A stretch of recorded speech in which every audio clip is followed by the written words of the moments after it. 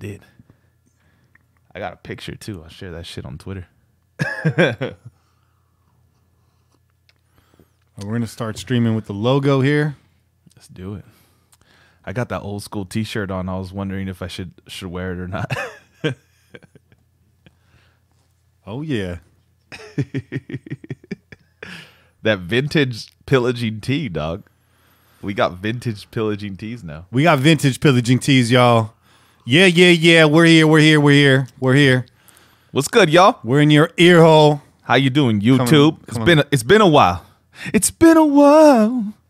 It's been a while since I've been. Yeah, we're here. We're about to get ready. This is the pre-show. You got about 5 minutes before we get started. Oh, yeah. What's up, y'all? What's up, Vincent Lopstain? Those of you just joining the stream for the first time.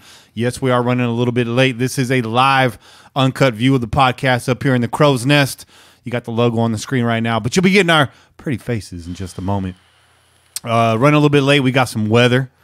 Everyone's scrambling, running around. It's holiday season. Yeah. Everyone's running late. If you're not running late in December, you ain't trying hard enough. That's right. If you ain't running late to every appointment you got, you ain't trying hard enough. Yeah, you're doing enough, man. Yeah, you're doing enough. What are you doing with yourself? Man, I'm behind on the podcast. I'm behind in real life. I'm behind on my job. I'm just behind right now. But it's okay. It's all right. Because come January, everyone's going to be saying, this is my year. Guess what? No, it's not. You can go through the same shit next year that you went through last year. Make the same fucking resolutions you did last year and the year before, dog. You know what my New Year's resolution was 3 years ago? What was it? No more New Year's resolution. That's a smart resolution. So far, I'm going pretty strong. There you go. If I had to make a New Year's resolution this year, it would be for everybody else to get their shit together. That's my New Right? Year's. I can't stand your shit, man. You always fucking up. That's it. You about ready to get into the podcast? Oh, yeah, bro. Right. Oh, yeah. Kenny and I got a nice little mix of coffee and sour beers going on over here. The palate is scared right now. Yeah. The palate is running scared right now. Yeah. Tell us, brother. Tell us. Yeah. You hear the clink. It's chelas. Oh, I love it. It's good, right? Yeah, I love it. Yeah. Yeah, I love it. Well, I'm not going to say what it is. We're gonna. Yeah, we'll get into it. We'll get into it. I love these kinds of beers. Mm-hmm. They're good, man. They're good. I'm one of the few. I dig it. I dig it. This is my IPA. This is like go. this. Right. I feel Is this past IPA? I don't think so. This is I mean, alcohol content wise, it's not. I'm just talking. You know what? I'll save it for the segment. There you go. Save it for the podcast. There you go. All right, y'all. We're about to get into this. Coffee mug is empty. That means the show must start. The show must begin.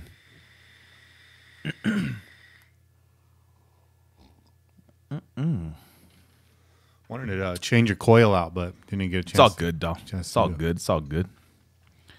We'll get to that. You can use this one while I use this one. Yeah. I'm down. Let me get that. Let me get that.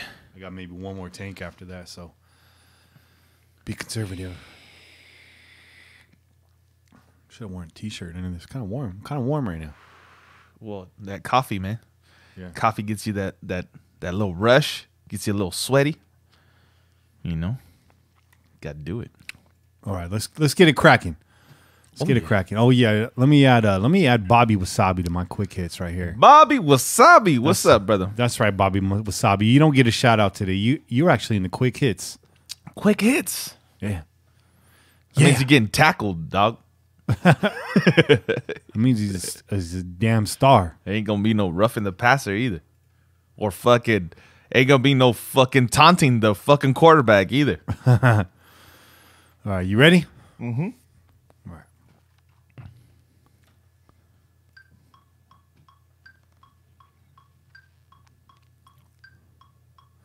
You're listening to the Pillaging Podcast, companion podcast to PillagingJustForFun.com. That's PJ4F.com, the #1 podcast in Raider Nation. Tune in every week wherever podcasts are found. Call in and leave a message to be played on air at 408-909-PJFF. This episode brought to you by DC4L Custom Tees.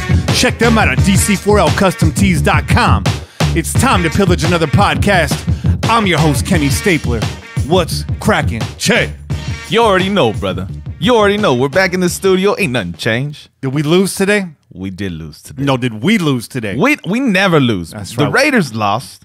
Okay, so I automatically said yes, we did lose because I'm a Raider, dog. I'm a Raider. But the Pillaging crew takes no L's. It's dubs every week. Dubs every week. Ain't the shit changing, bro. It's just a new week. It's a new week.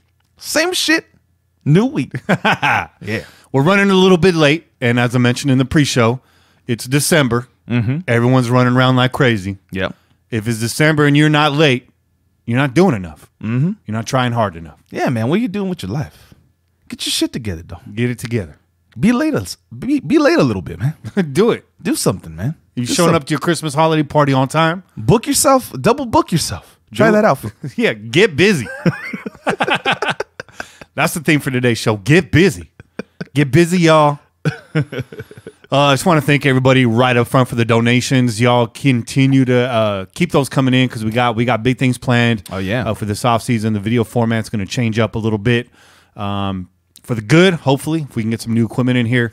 I got some things planned. I got some things on my sleeve. Oh, yeah. Also, you can, as always, you can donate to the show. You can go to our Twitter profile. Donation link is right there. You can go to pj4f.com. The donation link is on the sidebar. In the YouTube profile, it's there. It's a PayPal link. You don't need a PayPal account. You can use your credit card, what have you. Those of you who made a one-time donation, we appreciate it. Some of you guys are subscribers. You donate a certain amount every week, and we love that too. All we ask is $1 a show. And you don't even have to give us that if you don't want to. This is not a pay-per-view show. Right. But it is the giving season. It is the giving season. So right off the bat, too, because I know some folks, when we get to the outro, some of y'all tune out. That's cool. I get it. I do similar things on my podcast. Like, oh, they're going to go through the same old script. I'm done with this show. Right. Okay, so let me just say right up front so you guys don't hit me up on every social media account that ever existed. We're going to be taking a break. Okay, don't panic. We will be back. We got Christmas coming up. I know it's the last game of the season. We're going to try to bring you a show sometime during next week. Maybe. I haven't really talked to Che about it. Yeah. I got family in town. It's going to be tough. If we give you a show next week, it will not be on Sunday. I will tell you that. And we may or may not be able to bring you a show next week. We would like to. Yeah. But it is the holiday season. And we got things to do. We got a lot of family in town. Everyone's going to be busy. So we're going to try our best to maybe bring you a show after Christmas. Yeah. We'll work on that. Yeah, no, definitely. We'll talk about our schedule. I'm sorry to spring that on you, Che. No, not at all, man. We did talk about taking a break. So Yeah, we did. So we will be taking a break. Can't tell you right now when we'll be back on the air. We're going to try to get on the air during this holiday break. We did take a few breaks over the summer. So we want to stay on there. We want to be here with you. Yeah, man. Just saying. We don't like taking breaks. We like to give you what you guys like to listen to, man. We like to bring that every week. Every week. Every week. Yes. Oh, really quick, merchandise. Make sure you check out dc4lcustomtees.com. Oh, yeah. / I think it's PJFF, something like that. Yeah. We got a whole page full of merchandise up there. Now, if you go there, you're gonna notice there's some merchandise missing. Yeah. There are certain logos no longer on that site. Yeah. Those logos may reappear at some time. Okay. There's reasons for that. Yeah. Tell them, kid. All I got to say is this, and I'm going to give you guys a little bit more than you know. A few months ago, we had a gentleman on this show, worked for the organization. Uh-oh. He was a weekly contributor to the show, to the website, and some higher up, someone in the front office, they listened to the show. Yeah. And they fired him. Yeah. And we were pretty pissed off about that. Yes, we were, man. Smash cut a few months later, and the NFL lawyers, they sent us a cease and desist order. They tried to take us down. They tried it. But here we are. But we're still here. Here we are, dog. I'm still standing. Yeah. We get, you know, it would be a good song right now. Well, maybe we wait till we get a little something in return. But that James Brown payback. Oh, that revenge. But I just kind of giving you guys a little bit of backstory, man. The Pillaging Podcast, we're out there, man. We're out there. We're ruffling feathers, apparently, as it were. We ruffled more than a few feathers, dog. Apparently. And you know what? People are like, you guys gonna be on the radio someday. No, we're not. No. Because that format does not suit our style. No, and it would kill what you guys love about the podcast, man. You guys realize that, right? The fact that the reason why you guys tune in is because we keep shit real. Raw and uncut. Raw and uncut. And if we went radio, we went Hollywood on your asses, you guys would hate us. No. You guys would hate us. We'd be like, these motherfuckers sold out. Sold out. Sold out, man. These guys used to be cool. Look at these. Look at them, man. They got button-ups. They're wearing polos to work now. Yeah. Damn. Ain't no polos up in the crow's nest. Nah, just that. Yeah, Levi Stadium. But anyways, I wasn't supposed to mention it, talk to my network buddies. But you know what? I'm going to mention it, okay? They've come at us. They've taken some of us out. But we're still here. We're still here. So when we go on break next week, that's not why. We're going on break because we want to go on break. You're damn right. You're goddamn right. You didn't scare us. That little catchphrase of yours is starting to catch on. Yeah, man. It was that meme, though, that you created. Though, was dope. You're goddamn right. I'm thirsty, Che. You thirsty? I'm super thirsty, man. Well, let's get it. So thirsty, I'm halfway through this bitch. Oh, yeah. Y'all know what that means. It's chelas. Conche. That's right. What are we drinking today, man? Oh, man. So this is a beautiful thing, although we'll talk about the name afterwards. My lady, she surprised me the other day. She said, I'm going to go to the store real quick. I was like, okay, cool. And she came back. Yeah. She had a nice little 12-pack in her hands. Oh, a 12er. I was like, oh, you love me, don't you? Mm-hmm. She's like, here you go, babe. I brought you some chelas. You know, looking out for you. Por Che. Yeah. Chelas para Che. Para Che. There you go.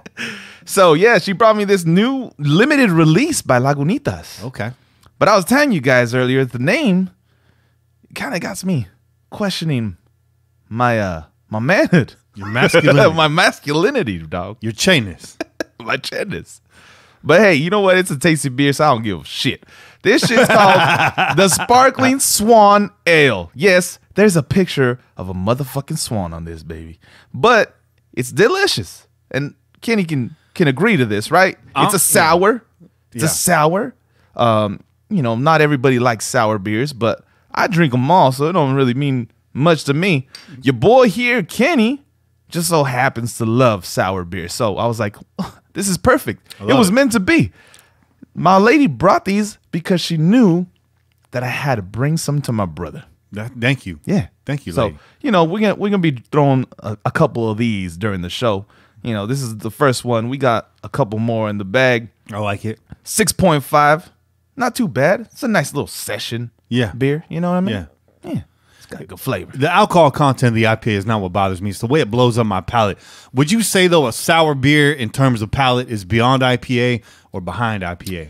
I mean, it depends on the IPA, honestly. Or is it apples and oranges? It might be. But listen, I understand what you're saying because there's certain IPAs that the hoppiness of them can really like, you know what I mean? They're pretty strong, right? They got like a predominant like flavor to them.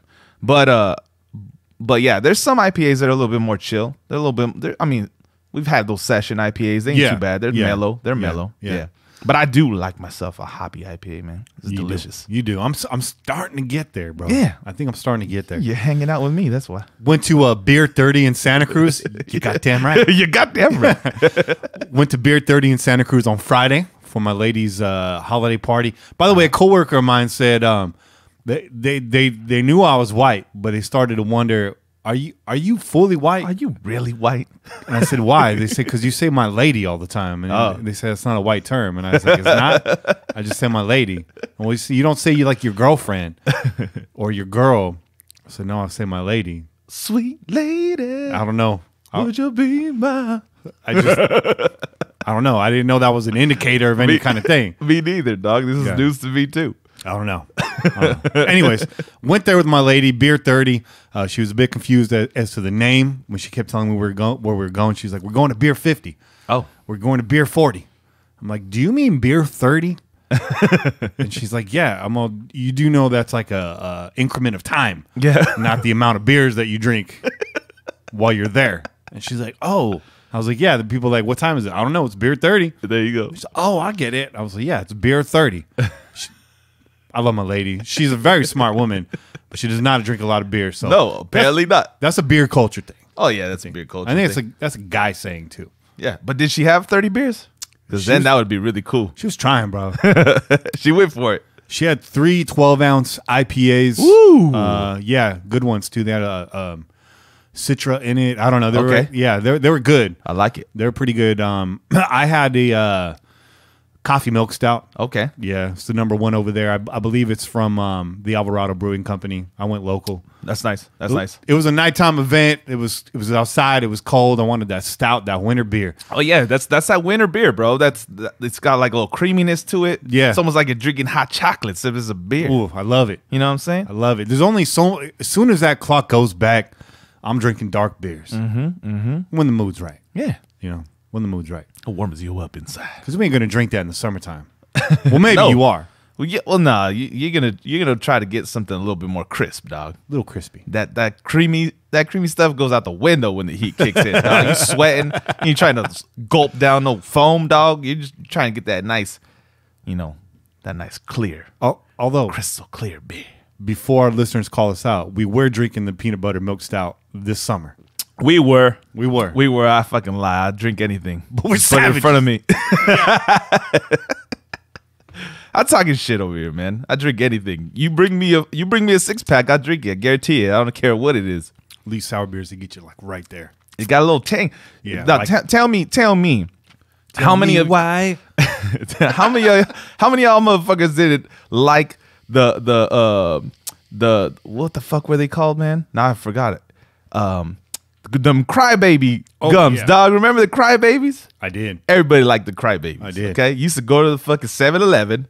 They had that little plastic container on the fucking counter. Yeah. And you dig your fucking paw in there and grab like a handful of them bitches. They were like a nickel each. Yeah. You throw them on the cash on the register. You take out the little change that you got in your pocket because you're fucking 10 years old and you don't got a job, right? You pay for them bitches and you go to school and you fucking the man, dog, because you got the crybabies. Yeah. You just hand them out. Crybabies. Zots. Was Yeah. Cool. Zots. Not But quite sour. yeah. The other ones were the warheads. The warheads had, ooh. yeah, they were tanky. They would get tanky. you. They get you. I'm all about the sour, man. I like tang on my food, my beers. I don't care. The picante. That Put them everywhere. That tang. Oh yeah, That's, hits your tongue. oh yeah. Wakes you up. It does give you a little zap. Yeah. So every now and then you want to zap. By the way, we got a guest on this week's show. We haven't a guest in a while. No, we haven't, man. Time to get some guests back on here. So Yeah, hell we yeah. got Sugar Ray Leonard Aspuria. Oh yeah. show. Oh That's boy. right. From the Raider Ramble. So stay tuned. He's gonna be coming up here in this first segment. Let's get it rolling. Yep. Raiders fall to 3-11 after being defeated 16-30 by the Cincinnati Bengals. Yeah. Man, I didn't really see this coming. I knew it was a road game. It was gonna be early time, but we can hang with the Bengals. Yeah, that's what I thought too, man. But you know what? The more and more I looked at it, we're like, our 2 starting guards are out, dog. We got 2 rookie tackles on the ends. It was just a sign. It was, you know, we should have read the cards a little bit better. Yeah. After last week's game, we had high hopes. We could hang with Pittsburgh. We could definitely hang with Cincinnati. Right? But not without your 2 Pro Bowl starting guards. Yeah. Okay? True. Not without those guys. I woke up early this morning, had my coffee brewing, had a little something else brewing, Okay. and I was excited, man. I was on the couch, Me too, my man. Raiders hoodie on. Yeah. I was ready to go. Yeah, fuck yeah. And saw on the screen, KO Gabe Jackson out. I said, uh-oh. Fuck no. God damn it anyways. You said fuck yeah, and then you said fuck no. Yep. Nope. Shout out to Draymond Green. Oh man. So that's just the tip of the iceberg. That was how the week ended. Let's go backwards for a moment here. City of Oakland filed a lawsuit against the Oakland Raiders earlier this week, and now the Raiders are homeless for the 2019 season. A lot of options up in the air right now. Seeing Oakland being thrown out there is a small likelihood. San Diego, even Cal, even though earlier this year we heard Cal and San Diego said no. Right. Mark Davis might just swallow his pride, stay put. I know that there's a lease agreement fully filled out and signed. Mark Davis's mom signed it, so we know, he had his parents sign it. And He's all ready for the field trip, ready to go. It's in the city's hands right now. What's going to happen? So Jay's laughing because that's part of what we do. Shit, man. Hey, it's hard getting that parent signature sometimes. Well, with that haircut, I can see the little backpack on fucking Mark's right now. I'm just envisioning Mark sitting there kicking his fucking feet in the seat with his backpack on. I'm ready. And then fucking shorts that are beyond his kneecaps. So we'll see. We were going to have Angry to come on here to talk a little bit about that lawsuit and what's going on with the money owed and all that. But I told her, wait on it. We got Ray coming on the show. I think there's more to be played out here. So we'll try to have Angry on next week. Shout out to her and Jenny Lynn holding it down. Just Win Ladies podcast every week. Yeah. They're recording tonight as well. So shout out some 2 new shows for the Raiders Podcast Network out tomorrow. And I believe Kane's pulling double duty tonight. He's recording with Raider Cody. So you got the whole RPN crew right now on microphones. We're going hard. That's cool, right? Hard in the motherfucking paint. It's a unified front. Oh, yeah. It's a phalanx. Oh, yeah. Right? Yeah. You kicking lit major shit over here, dog. Lit major. I'm an art major, dog. But I mean, dumb it down. So that brings up next week's game against the Denver Broncos on Christmas Eve, possibly being the last game in the city of Oakland for the Raiders as we know it. Yeah, and your boy Kenny's been on Twitter. You know what I say about it? Making suggestions out here. Rip those motherfucking seats out. Rip them out. Oh man, they got them all-in-one socket sets now. You just bring the ratchet. Yeah, it's an all-in-one fit. It's true. So I'm just saying, Craftsman is now sold at Lowe's. I just want you guys to know that. It's a lifetime guarantee. Get the tools you need. Oh man, take that green chair with you. Somebody pointed out, as long as we leave 6,000 seats, the A's are good. All they need, bro. This is true, man. I'm an A's fan, but I hate to be a hater, but it's true. It's all they need, dog. Just leave them out, Davis. Yeah, take the rest. That's it. And if you ain't going to take your seat, at least jump on that field, man. Make your presence felt. It's the last time y'all going to be there. Yeah. Jay, we're not going to be there, man. We're not going to be there, man. I'm sad about it, dog. Last week was our last home game. We didn't even really know it. Yeah. Something we've been doing every home game this year. We'll be standing around chopping it up with our backs to the Coliseum and the arena, and just kind of in our moment, standing around the grill like dudes do. Yeah. Dipping chips. Yep. Sipping beers. Yep. Busting balls. Lots of them. Yeah. I'll bust. And I like to take a moment to kind of turn everybody around and just take a moment, because we get in our zone. We do, man. We can be in that zone in our backyard, in our front yard, in our driveway, in our living room, in our kitchen, what have you, where these conversations take place in the crow's nest. So be it. Yeah. But it's always good to take a moment when you're out there to turn around and really remember where you're at and soak it up. So that's what we did. You and I did that every home game this year. We did. Turn around and just stared at the Coliseum for a good 2 to 3 minutes. Just kind of looked at it, because I know you, myself, definitely came. We grew up going to that Coliseum. Mm-hmm. I was a teenager by the time I got there when the Raiders came back. Yeah, I was in high school. Same with you. Mm-hmm. So we definitely made our trips count this year. I gotta say. Oh fuck, man! This has been. You know what? We said it. I mean, we always talk about it. Just personally. This has been the fucking, regardless of our record, dog. This has hands down been the greatest season of my Raider fandom. You know what I mean? Like the experiences that we got to have this year. I wish they were all fucking home games, dog. Yeah. You know what I mean? Like, man, incredible, man. And then all the people that came through, the tape, to talk get on air with us and just hang out with us. You had your boy Bobby Wasabi bringing fucking, conchas over here to the podcast, Mom. Man. Bruh. Yeah, everybody and their moms was over at our table, man. Just giving us love and fucking and just contributing in whatever way they could, man. Whether it was like just aiding us while we were there doing the show, or actually bringing shit for the tailgate. Like, it was a beautiful thing, man. And it just goes to show what you're always talking about. Like, this is family, dog. This is family. Like we back one another, man. Like no other fucking fan base, though. Yeah. We had people cooking our meat for us this year, bro. Yeah, dude. It's crazy. But shout out to all of you. Shout out to the good doc. Definitely shout out to Raider Rue. Shout out to Rick Fernandez. Shout out to I See John Fish. Yeah. Shout out to all the pillagers that came through. Dutch, Hawaiian Raider, Dirt Lot, your whole crew. Shout out to Beer King. the Beer King. Yeah. In the building. A Logic, Angry at Trask, who came out, saw the win against Cleveland. That's right. With their son. Shout out to you, Gavin. You're a great dude. Just everybody that came through. Viral Wonder and his crew. Yep. Everyone that came through. We had 303, Bobby Wasabi. Yo, man, the list goes on and on, though. shit. Shout out to Friskies. Friskies, yep. Everyone that came through. Everyone that came through over the last few years, even to come through from far and wide. Speaking of Bobby Wasabi. Oh, yeah. Bobby Wasabi went out.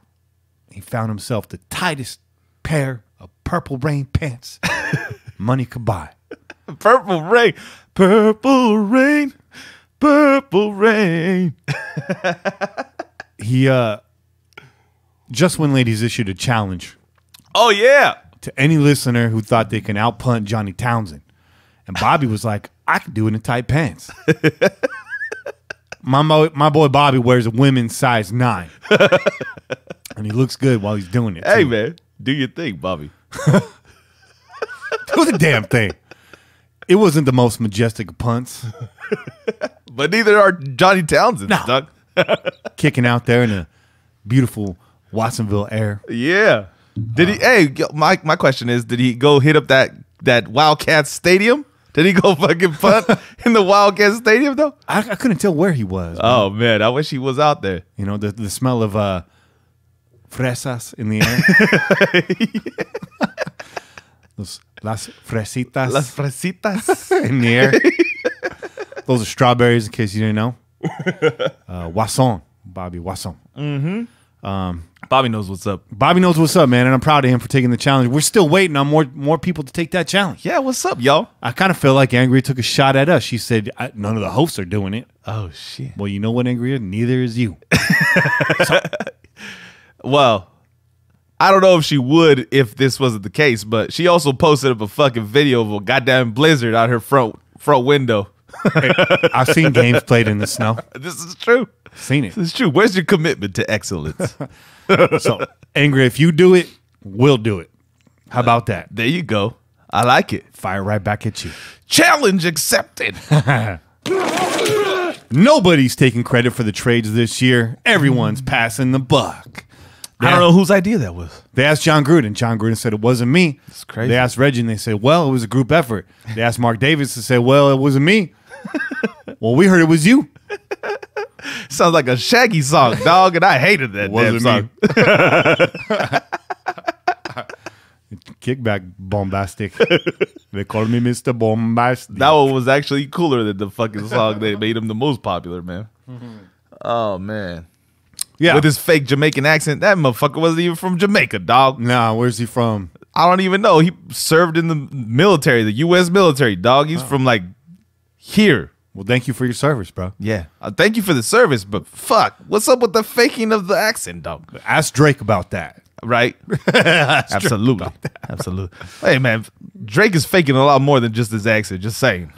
That's true. He's got issues, dog. He's got major. He's got identity issues, dog. He's got a lot of energy. That's like the Not only- according to Rihanna. Ooh. Ooh, shots fired. Goddamn. Man, we got Ray waiting in the wings, but we got to get through these facts first. Let's run through them. Those are facts. And by the way, with Ray debuts our new segment this week, the 2-minute drill. Okay. More on that later. Yeah. You're going to want to stay tuned for that one. Y'all gonna like that shit. Yeah. Che took the 2-minute drill before we got started. I did. You did all right, I did okay. but I did okay. Kenny's I could do better. I'm on top of my question. Oh, yeah. You got some stumpers, bro. You got some stumpers. Let's get into it, man. It's time for Silver and Black Facts, brought to you every week by Pro Football Focus. Make sure you follow PFF_Raiders for all their stats and Silver and Black insight. Fact. In weeks 11 through 14 this season, Raiders quarterback Derek Carr ranked 6th amongst quarterbacks with an 82.4 overall grade and ranked 7th with a 107.4 passer rating when pressured over that span. Fact.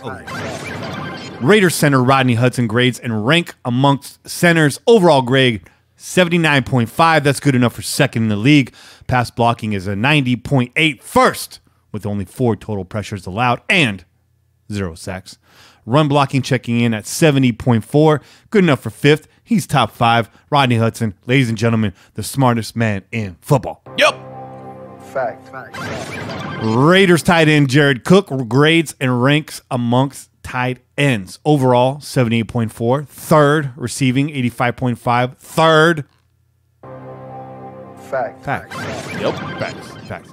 In weeks 11 through 14 this season, Raiders linebacker Tahir Whitehead. It's not Tahir, it's Tahir. Tahir Ranks 10th amongst linebackers with an 82.3 overall grade and ranks 4th with 14 stops.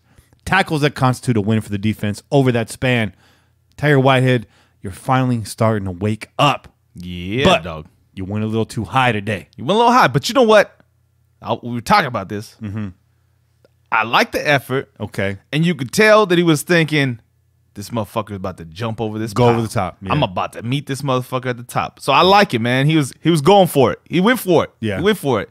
If he would have jumped about a foot lower, it's over, dog. Need KJ So- taking that low right there. Yeah. You know. Or that's it, right? You got to have some. I took the high. Somebody take the low. Yeah. Somebody wasn't there. We need that Price is Right sound effect. Higher or lower?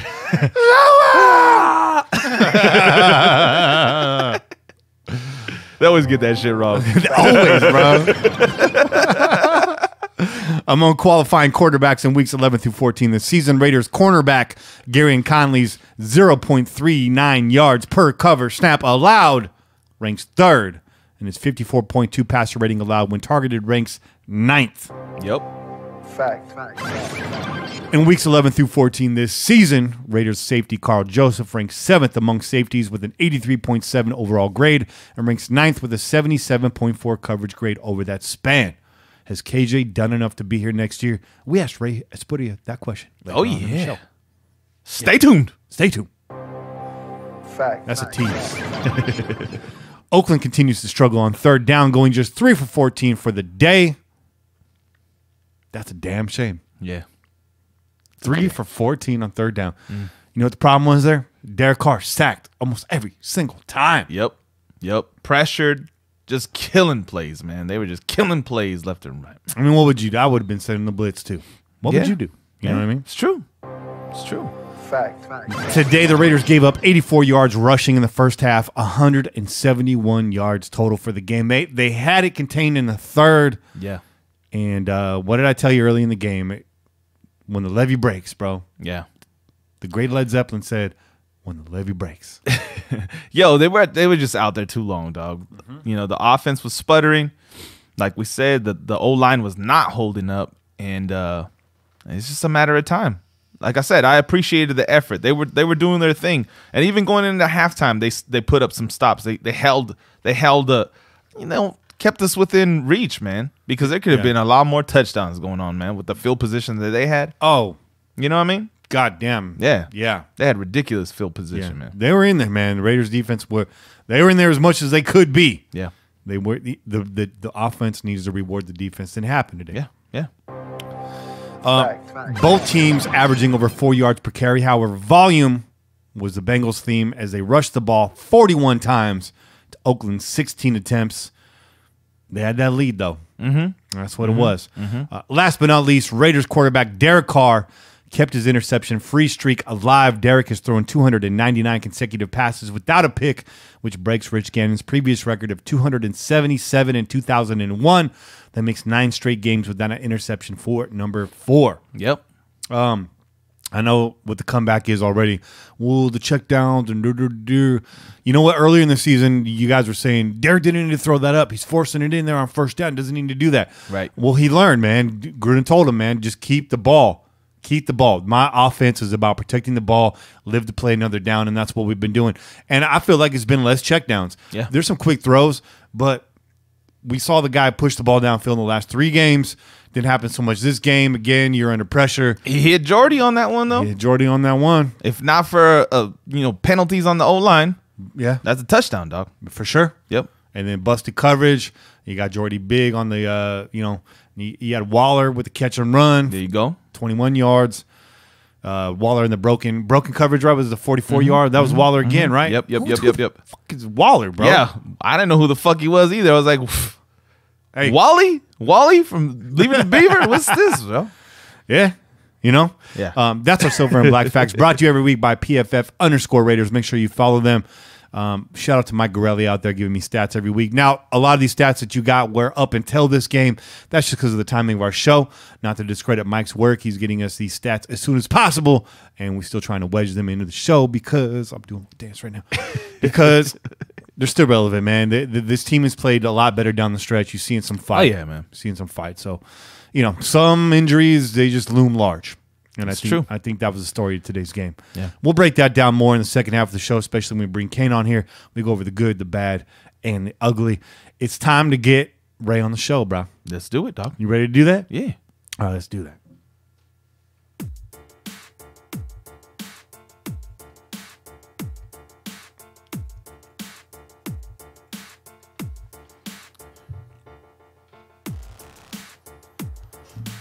Head, Go use the head, bro. and then I will crack open some more channel.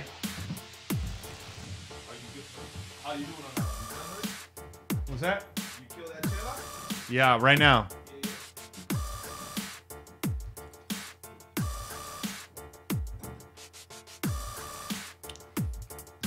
What's good, YouTube?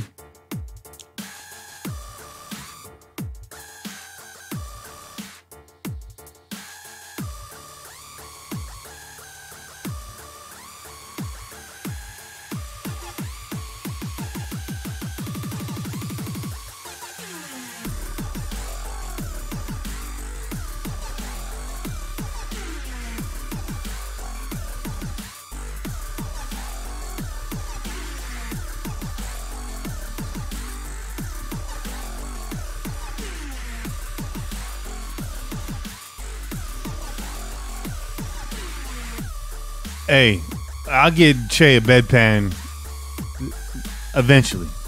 But the man's putting down liquids, bro, like you wouldn't believe. He down a water, a chela, cafe, that Cafe Bustelo in the house, that yellow can. If you're on a coffee budget, look for the yellow can. Look for that Cafe Bustelo. That's the best $4 can of coffee money can buy right there. That's that bodega coffee. It's delicious. That's what I put in my pot. And it's ground extra fine. So you get that espresso kick. Extra strong. Chop it up real fine. It's that fish scale of coffee. They're telling these guys about the Cafe Bustelo. Oh yeah, fuck yeah! I rock that shit all the time, dog.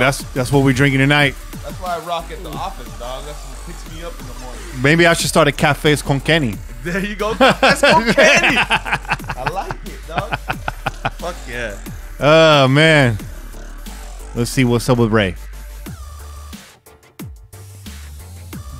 Ray says give him 5 minutes. 5 minutes. 5 minutes. We're going to give him 5 minutes. In the meantime, we'll stay not recording, but we'll stay on here with our pillagers on YouTube. Bustelo ain't budget. Bustelo is budget. That's a $4 can of coffee, bro. You can't fuck with that. Yeah, bro. Safeway got it for like $4.99, dog. The same can of Starbucks is like $10 and it's shite. It's absolute fucking mierda. Nah, that shit don't wake me up. I gotta go through a whole bag of fucking Starbucks coffee before I feel woken up. That Bustelo, though, it's chopped extra fine. Extra fine. Although I drink ridiculous amounts of coffee all Yeah. goddamn day, though. I'm making a pot of Bustelo and I got like 4 rails to go on the side. Like 4 fucking gaggers on the side. I'm rubbing that shit on my gums like a fucking TV cop. Oh, man. He's sprinkling it on his donuts and shit. First thing I do when I get home, I stick my knife in the can and rub that shit on my gums like a TV cop. Get that little blade.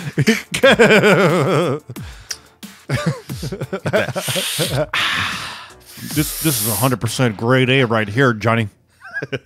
You're going away for a long time, bucko. Dapper Dan's back, the soberest member of Raider Nation. Hey, you guys are all enduring this season, 3-11 season. Daniel's doing it sober. So fuck you anyways. Ain't that about a bitch? God damn it anyways. Let me get that, though. Let me get that. Yeah. Chia. Chia. Chia. Chia. Chia. Chess. Con che. Chia. It's good. Oh, yeah. Blasting coffee, sniffing coffee grounds. That's right. That's how we do it. We mainline coffee. I'm about to get a coffee IV up in this bitch. Yeah. Oh, man. That's the next step, right? I'm telling you, I'm putting coffee. Who's in it? Who wants in on this business, man? We might have to start a fucking a damn GoFundMe for this coffee IVs like Kenny and Che. We'll put it right next to the Starbucks. See who wins. I got a butane torch goes right underneath my mug when I drink it. I'm in here scratching my neck like, gotta stay hot. Y'all got any more of them Americanos? You gotta keep that shit hot, dog. You got your shit sitting over the top of a fucking open flame like a damn beaker, dog. Like you in a chemistry class. Just warming that bitch up all the time. I'm rolling grounds up in my zigzags. I got them chewies with coffee in them, bro. Got them snowcats on lock, bro. Oh, man. Yeah. You ever notice how former addicts drink a lot of coffee? Yeah. I do. I noticed that. Shout out to Raider Rube, Bobby Wasabi, Shorty V. Shorty V, how come we didn't see you at a tailgate this year, man? Shorty V, stay on the podcast. That's true, man. Stay on the Twitter. Kobos too, man. Kobos too. Kobos is a lifer, bro. I want to see Angel, man. We don't shout out Angel Rodriguez enough. Angel hold it down on Twitter, bro. Oh, yeah, man. Always retweeting. Always retweeting all the likes, man. Yeah. Everything. For every show, too. He holds it down for every show. So does your boy Shorty, and so does your boy Bobby Wasabi. They're always backing the whole, network, dog. Yeah. Yeah. Always. Always. Watts Raider, what's up, Watts Raider? Hey, make sure y'all check out Watts Raider's YouTube channel. Watts Raider's holding it down. Through the Pillaging Podcast, I don't subscribe to a lot of channels. I'm subscribed to Watts Raider. He's a cool dude. Watts Raider, man, I'm glad to have you on the stream, seeing you there. I kind of feel official right now because you're very well established on YouTube. There you go. I feel very official. Yeah, hell yeah, brother. I like that Watts Raider stays with the sunglasses on, too. He does, man. Keep the shades on. I'm like, man, should I put the Lokes on for this episode? But I can't read my notes with the Lokes on. God damn it.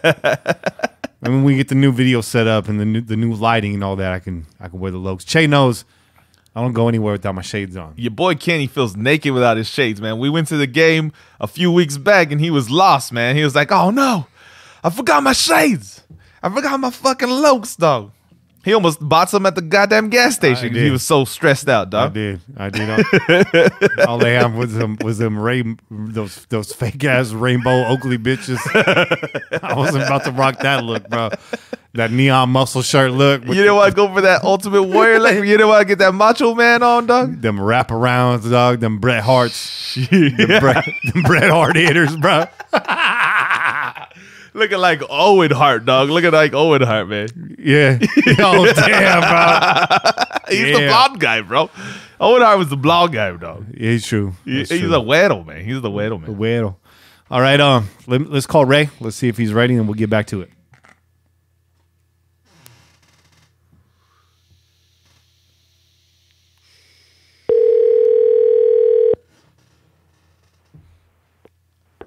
Hello. Sugar Ray, what's happening, bro? What's up, bro? What's going on? What's going on? Are you ready?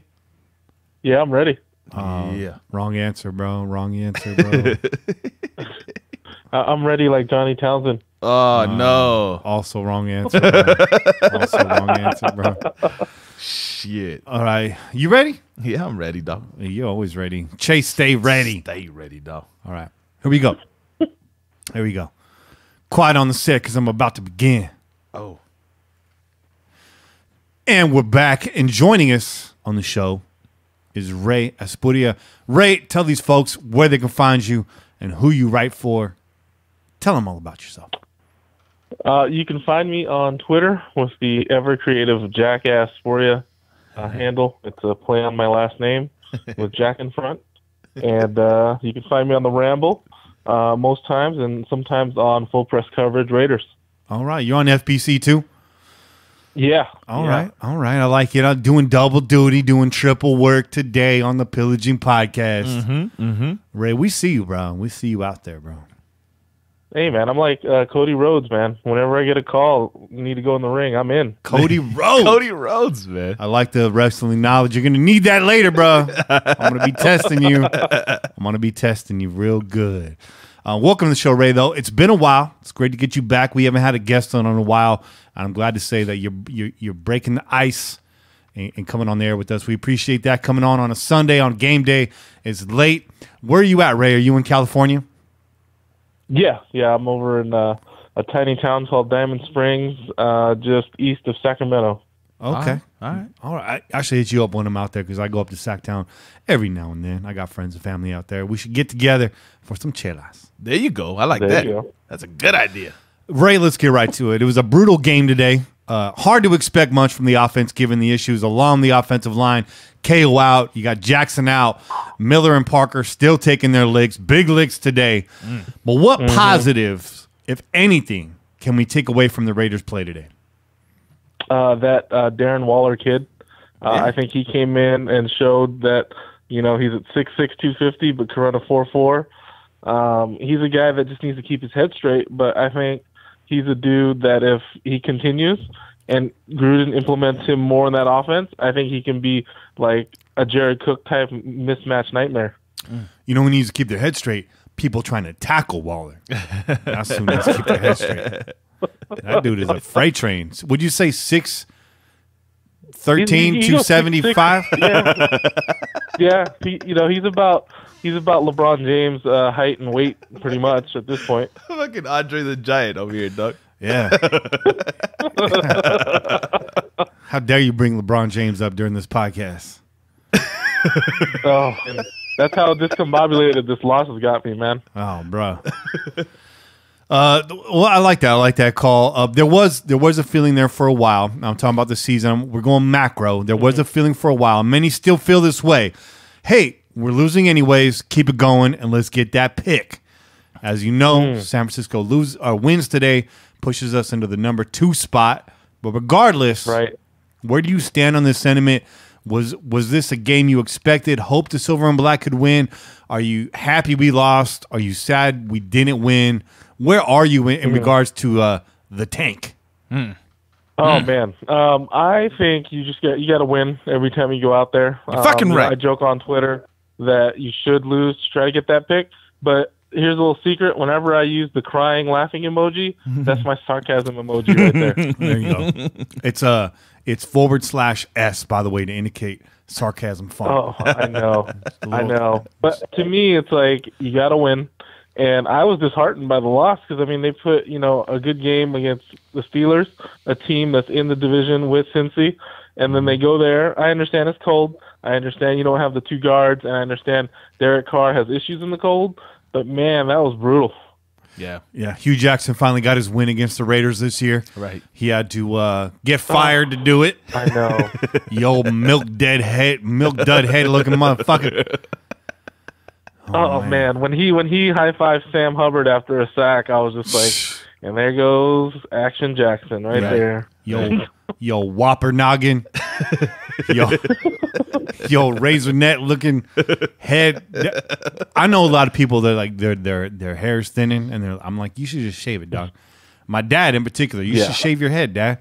I'm afraid of what my head looks like. Nah, like we can see your head. It looks fine. Shave it. Like I can see through that bitch. Don't hate on dudes that try to keep the Hulk Hogan haircut going. Hey. Okay. I see you. Shawn Michaels wisened up and shaved it all off, but yeah, Did he? That Hulk Hogan cut. I have not seen Shawn Michaels with a shaved head. I'm man. afraid to see that. I'm bro. afraid to see it. Once it's seen, you can't be He's unseen. bald, man. He's like Kurt Angle bald. I might have to look Like that he got up. it. He This is shaved it all the way crazy. off. Look, Kenny's on the Google right now. I'm on the Google We machine. gotta see this shit. Bald. Shawn Michaels. Shawn Michaels it's- bald. Oh, there he is. It's pretty- shit. Not too bad. Not too Yeah. bad. He looks like Randy Not too Couture, bad, dog. He looks like Randy Couture. He looks like fucking Randy Couture. Not too bad. Except he don't have the cauliflower ears. No. Randy Couture without cauliflower ears. I gotta say, not too bad. That's so good. But Ray, that's a good good. suggestion. I'm gonna tell my dad, Ray to Roy, grow the hair out. Don't shave it off. Just go with the Hollywood Hogan. Just put that bandana on. Dog. Yeah, there you go. Just put the fucking bandana on, dog. Roy Mania. Yeah. Yeah, I like that. I like that. I like that. Yeah, anyways, I'm just saying, Hugh, the bald isn't working for you, dog. Yeah. It's weird. You can always tell like what job somebody has by the amount of rolls they got on the back of their neck. Like 3 or more, you're a bouncer. 3 or more, you're a bouncer. Okay. Okay.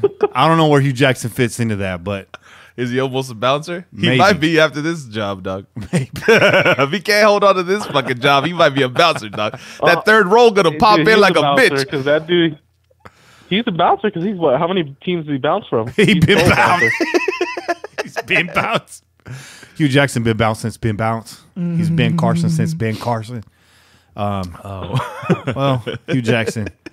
You know, back in the day, there was a guy for the Raiders. He was a coach, and he thought he had GM responsibilities and GM power. And now he's Hugh Jackson again.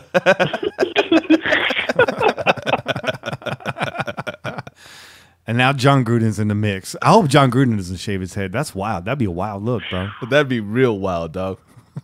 I'd much rather he keep that whatever the fuck he calls on his head than go bald, dog. I don't know if I could deal with that, man. John Gruden, man, we're gonna call him Shark Davis with that haircut. Shark Davis. It's like a hybrid look.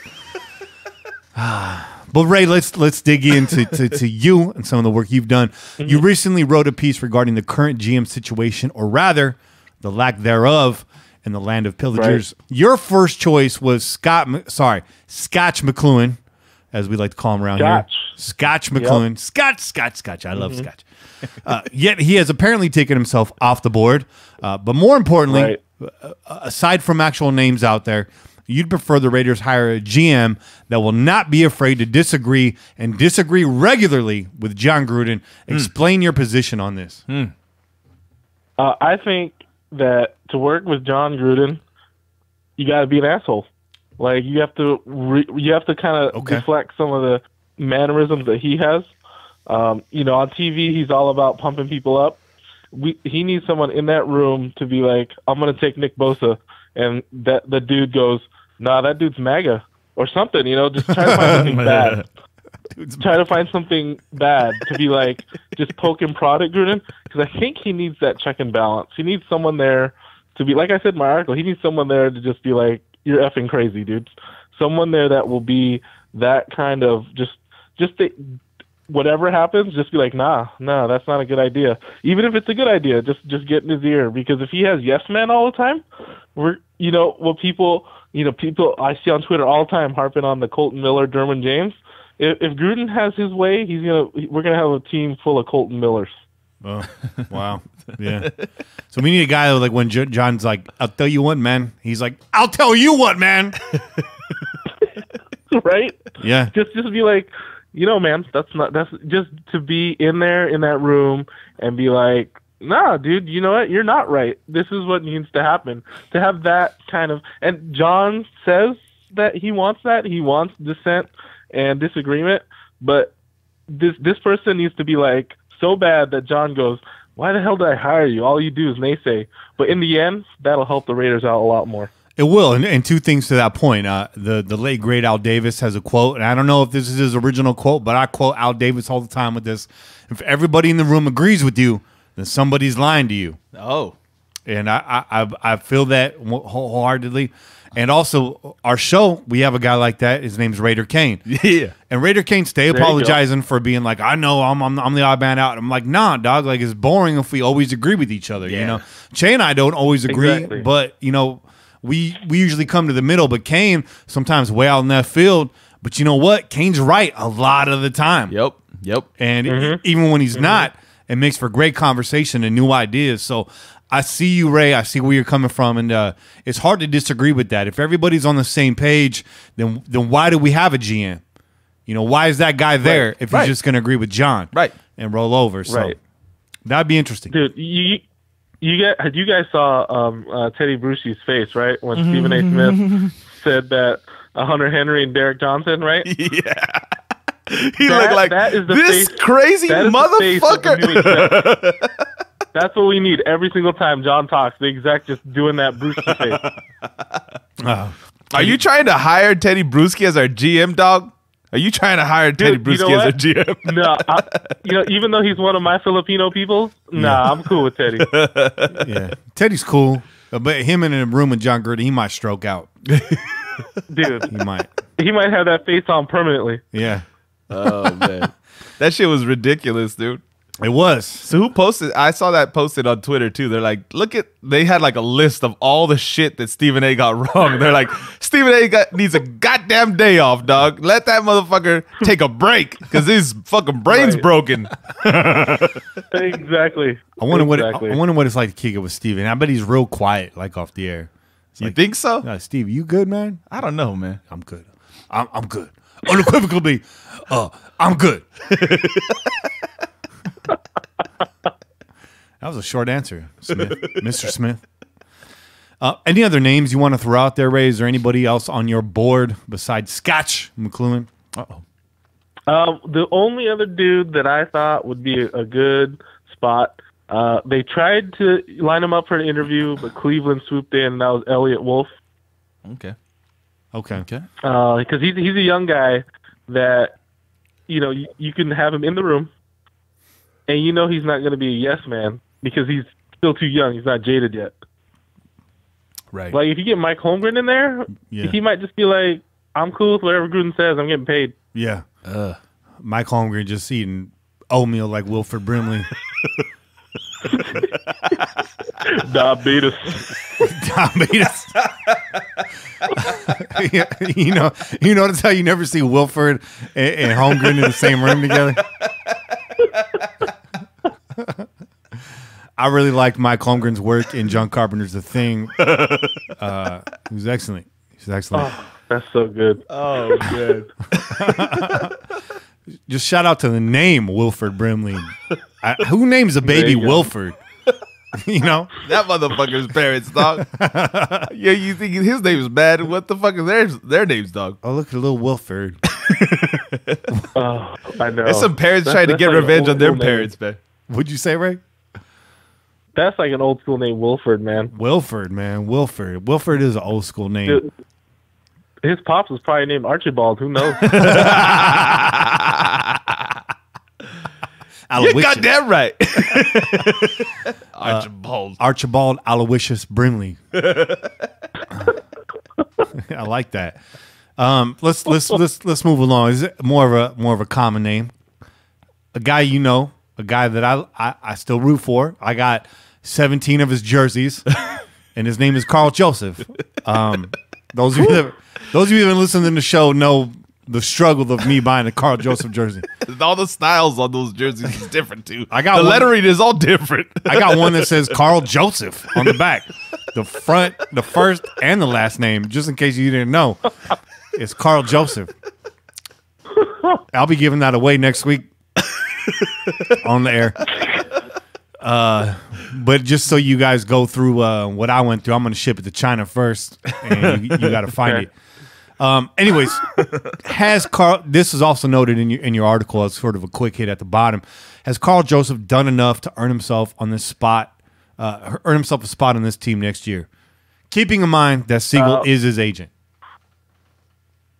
Okay, we're about to find out for sure if Mark Davis and Joel Siegel have a beef like with Carl Joseph, because he's a dude that I know Paul Gunther looked at him And I know when he was like probably looking at jersey numbers, he looked at 4'2" and was like, "This dude's literally like 4'2."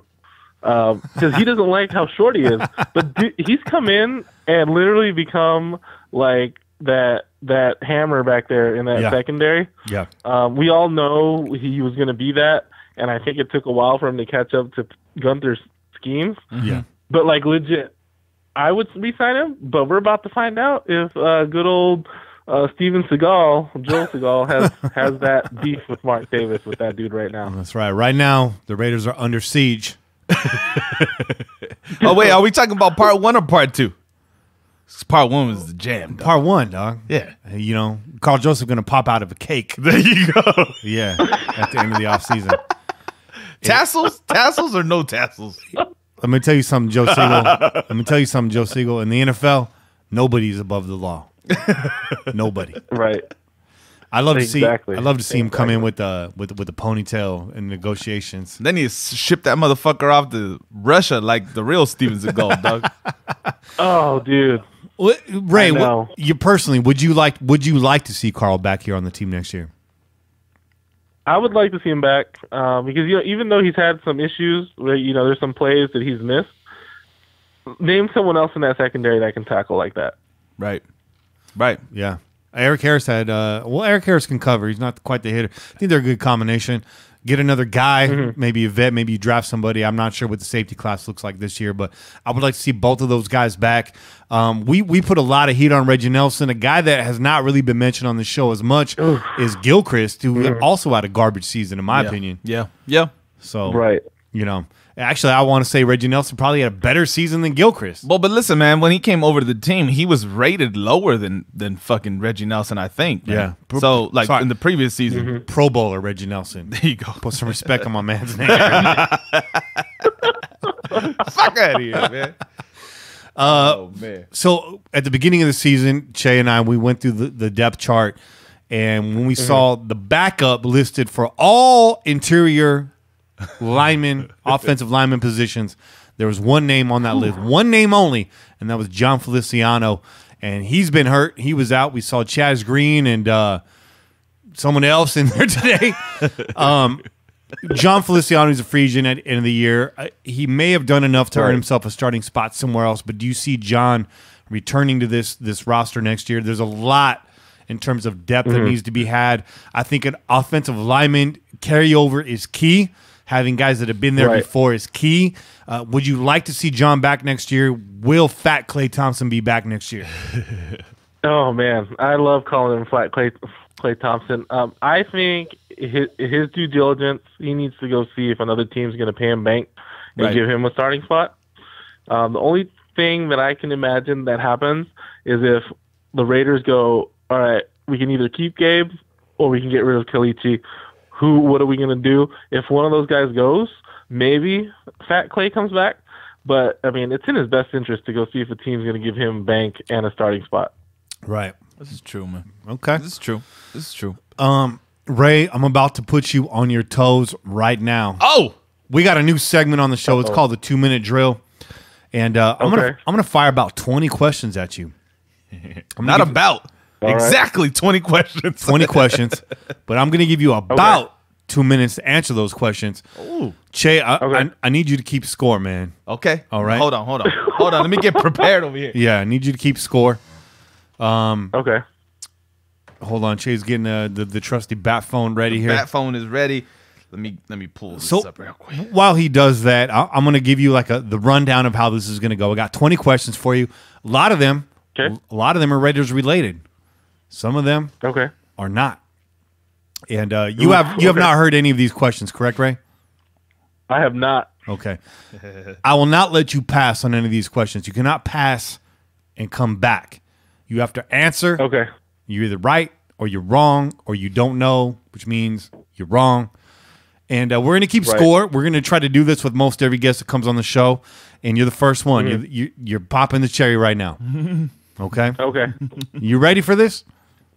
All right, here we go. All right, here we go. Are you ready, Che? Oh, I'm ready, man. You hear that? Look at that music, man. Hey, It's serious over here. it's real serious, dog. You have about until this music runs out. When this music runs out, your time's up. But I got faith in you, Ray. All right. Ray can't hear the music right now. That's good, maybe, because I feel like I'm under You get pressure. stressed out. I feel stressed out right now just hearing the music, though. All right, let's get ready. This is the Pillaging Podcast 2-minute drill. All right, you ready? All right, here we go. Marcel Aimon currently wears number 88. Who was the last player to wear that number for the Silver and Black? Walford? The Raiders' original color scheme was Gold and black. correct.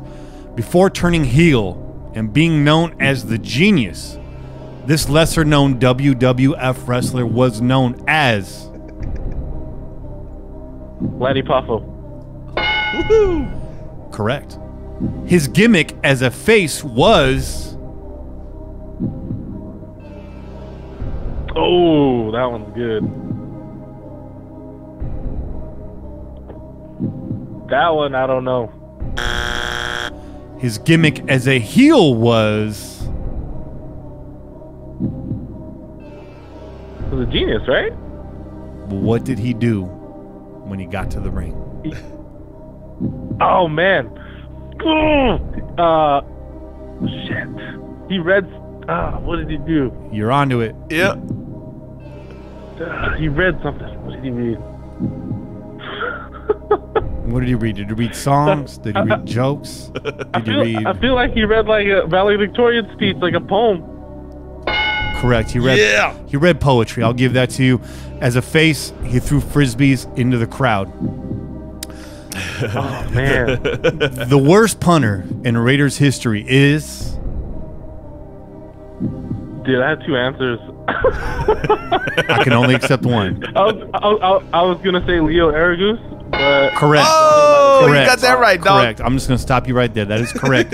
Leo Aragos there you go. by a hair. By a hair. This young R&B singer had his first solo hit when he released a song called Round and Round in 1990. Ooh. Good Lord. After all those King of R&B hashtags on Twitter. Round and round. That one, I don't know. Correct answer is Tevin Campbell. Tevin Campbell. Oh, man. True or false? Your mom goes to college. False. False. Yeah. Correct. Your mom does not go to college. Your She's hella favorite. old, dude. Your favorite non-Raider player is Nate Clements. wrong. Correct answer was Che. Correct answer was Che. Oh. Your namesake, Sugar Ray Leonard, suffered his first professional loss against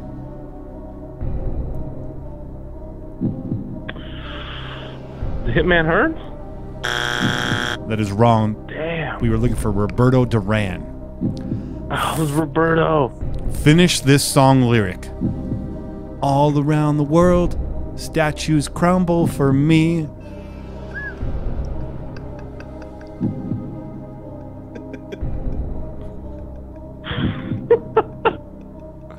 Bro, I didn't even know there was something after that. Can you give me the name of the band? Oh. The hell is that band's name? That was Sugar Ray, isn't it? Oh, Correct. I will give that to you. It is Sugar Ray. It is Sugar Ray. This 1985 martial arts film follows a young man from Harlem in search of the glow. This young man's name was? Oh my god. That's such a good question. Dude, you got me on that one too. His name was Bruce Leroy. you goddamn right. And the film was The Last Dragon. Now on Netflix. Now Oh, on is Netflix. it? Oh, shit, I'm about to go home and watch that shit. Bro, I was trying to find out. I was trying to remember that dude's like legit actor real name. Okay. Okay. He had a crazy ass name, dog. In his lone victory as a starter, his lone victory, This former Oakland Raider quarterback and first African-American quarterback for the Oakland Raiders defeated the Kansas City Chiefs 35-17. What was his name? Oh, man. And he was the first African-American starter for the Raiders? Yes. Dude, I'm going to look like a dumbass here. Is it Jamarcus? That is wrong. Vince Evans. His name was Vince Evans. Damn it. He was a scab in the strike year. In what year? Oh, man, that's such a good question. You better get this one right. Okay. In what year was the Oakland Raiders franchise founded? Oh. Hold on. My wife asked me this question earlier today. Bro, that one stumped me too, man. Take a guess.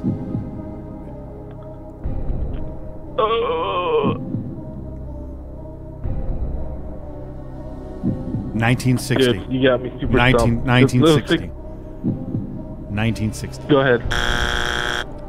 Damn it. Once a Raider, always a Raider.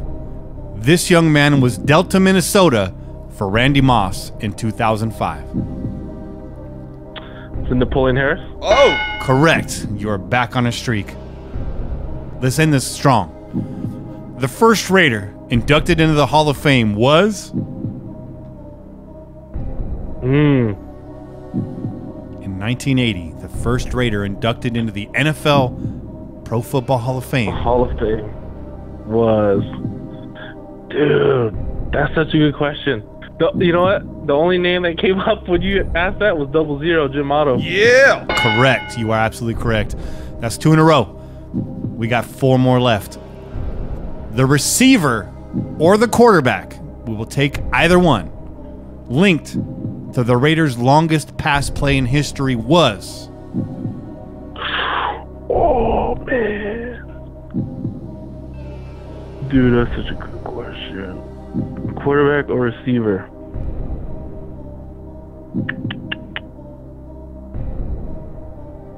Dude, I don't know the answer, but I feel like it was James Jett. Oh, We would have taken Cliff Branch or Jim Plunkett. The play went for 99 yards. 99 yards. Oh, dude. Cliff Branch or Jim Plunkett. The Super Bowl 11 MVP. Super Bowl 11, Raiders, Minnesota Vikings. The Super Bowl MVP was...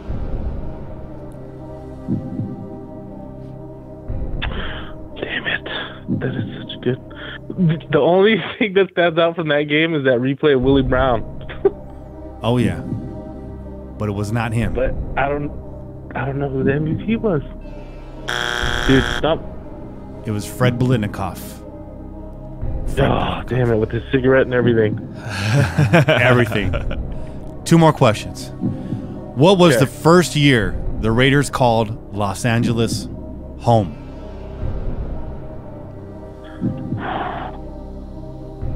That was 19...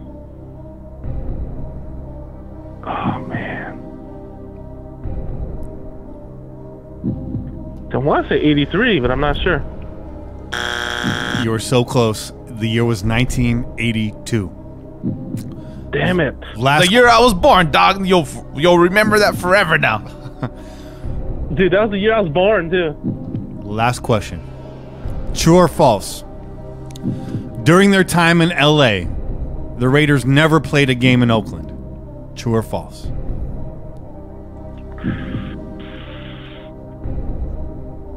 Man, that's such a good question. I want to say false. Correct.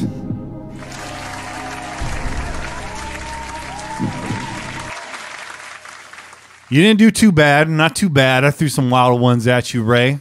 How do you feel right now? What was the final tally? What's the final tally? What do we got? How many did you get right? Your boy Ray got 10 out of 20 questions correct. 50%. 50%. Damn it, I was just as accurate as Driscoll today. Good answer. We'll give you another one. 11. I'm going to give you a bonus question just to see how funky you are, okay? I'm going to give you a bonus question. Okay. This one's worth 3 points. Oh, I'm yeah. going to give my man, Okay. try to give my man a 60% here. There you go. Prior to joining Parliament Funkadelic, Oh shit. world-renowned bassist Bootsy Collins played for what soul legend? Come on, Ray. Man, Bootsy I got a funny Collins. story about this after, but before Funkadelic, Soul Legend. Damn it. The soul legend. Yeah. Oh, dude. Shay's ready to take off his headphones right now. He's about to jump through this I microphone. know, right? The soul legend. The Soul Legend was Brown. Yep. James Brown. You're damn right. James Brown. That's 3 points. Dude, I was about to say, I felt Okay. good. Right. if you guys get a chance, you guys need to watch. We already Mike seen it, Judge's dog. Tales from the We Tour already Bus. seen it, dog. Tales from the Tour Bus. We're all over it, dog. We're on it. That's good enough That for stuff is classic. This is good enough for 62%. Ray, you did all right. You did all right. I'm really glad you got the WWF question right. That's intact. You can celebrate like Tommy Boy right now, man. But I got to get your boss Mario on the phone and be like, your boy needs to brush up on his history a little bit now. Hey, for sure. Ray, I just want to thank you for being brave enough to take the plunge right there. Oh yeah, man. You're the first. There you go. You're the first, brother. You're the There you first. go. Yeah. Ray Hey, is man, good. Everyone above me needs to do better. Call me the Nate Peterman of the segment right now. Fair enough. Your integrity is still intact with us. We love having you on the show, Ray. Make sure you guys check out Ray Aspudia on Twitter at Jack Aspudia, or read his stuff on the Raider Ramble or fullpresscoverage.com. Yeah. Ray, I love reading your articles, man. No holds barred every single time. Thanks for joining the show, bro. Hey, I appreciate you having me. Always a pleasure. Always. All right, brother. What do you got planned for the rest of the night? Sleep. Thought I was going to say watching NFL films on the Raider. Right? Get some Either history sleep or down. Red Dead Redemption. So Oh, there you go. I got to get my Red Dead. I haven't played Red Dead all week, Oh, and I'm fiending. Man. oh, Fiending. you kick that Jodeci right now? Ray, man, it was great having you on. We got to get you on much sooner than it's been too long of a gap, but we'll get you again on soon, and maybe get another chance at the 2-minute drill. Uh-oh. Yeah. there you go. Better do some studying, dog. Hey, I'm gonna be hitting those books. Hit the books, dog. All right, bro. I'll talk to you tomorrow. You have a good evening, brother. All right, you too. Appreciate it. Peace. Peace, brother. How'd that go? That went good, man. Is that segment a winner? That's a winner, dog. We gave him longer than 2 minutes, Yeah, we did. but that's We okay. did. That's It's okay. That's okay. It's okay. Maybe no time limit next time. There was commercial breaks. Yeah. The 2-minute drill on TV doesn't really go 2 minutes, dog. There's timeouts and shit. Okay? Maybe we should give him a lifeline next time. There you go. Maybe- Oh, is he gonna call somebody? Is he man. gonna call somebody? I don't know how they're going to do that when we got them on the phone, but maybe they borrow their wife's phone. I don't know. we'll figure it out. Call somebody. Call somebody. I should have had the YouTube chat on. Che is always the answer. That's what somebody said. Che is always the answer. Real quick. Yeah. That brings us to our break. It's about 9:45. We want to get Kane on here. We want to get to your calls. We're going to do the calls live as always. Ray already sending a thank you, man. Yeah. Always sending a thank you. So boy, man. Thank you, Ray. So, yeah, man. Thank you for being the first guest in a while, man. By the way, if you are on Twitter, Ray, hell of a follow. Make sure you follow that dude. He may not know. He may not know the longest pass play in Raiders history, but he knows what's going on right now. So Yep. Make sure you follow him. We're going to take a quick break, Oh yeah. and we'll be right back. Yep. We out here. Peace. Go Raiders.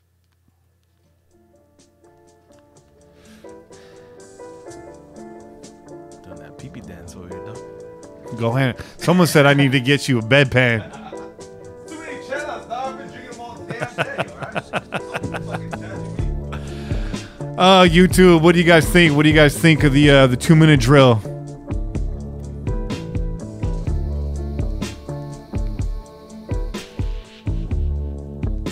You guys are on fire.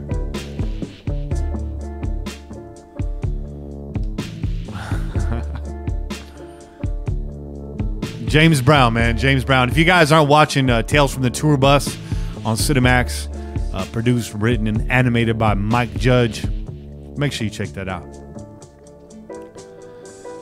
Maybe we got to get. I think we got to get one of you guys on here for the 2-minute drill. We got a lot of like high profile guests on here. I think it's time to get a pillager on here sometime soon. Who's down to come on the Pillaging Podcast and run the 2-minute drill?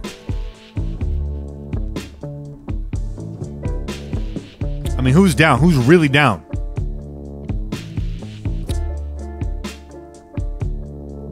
Yeah.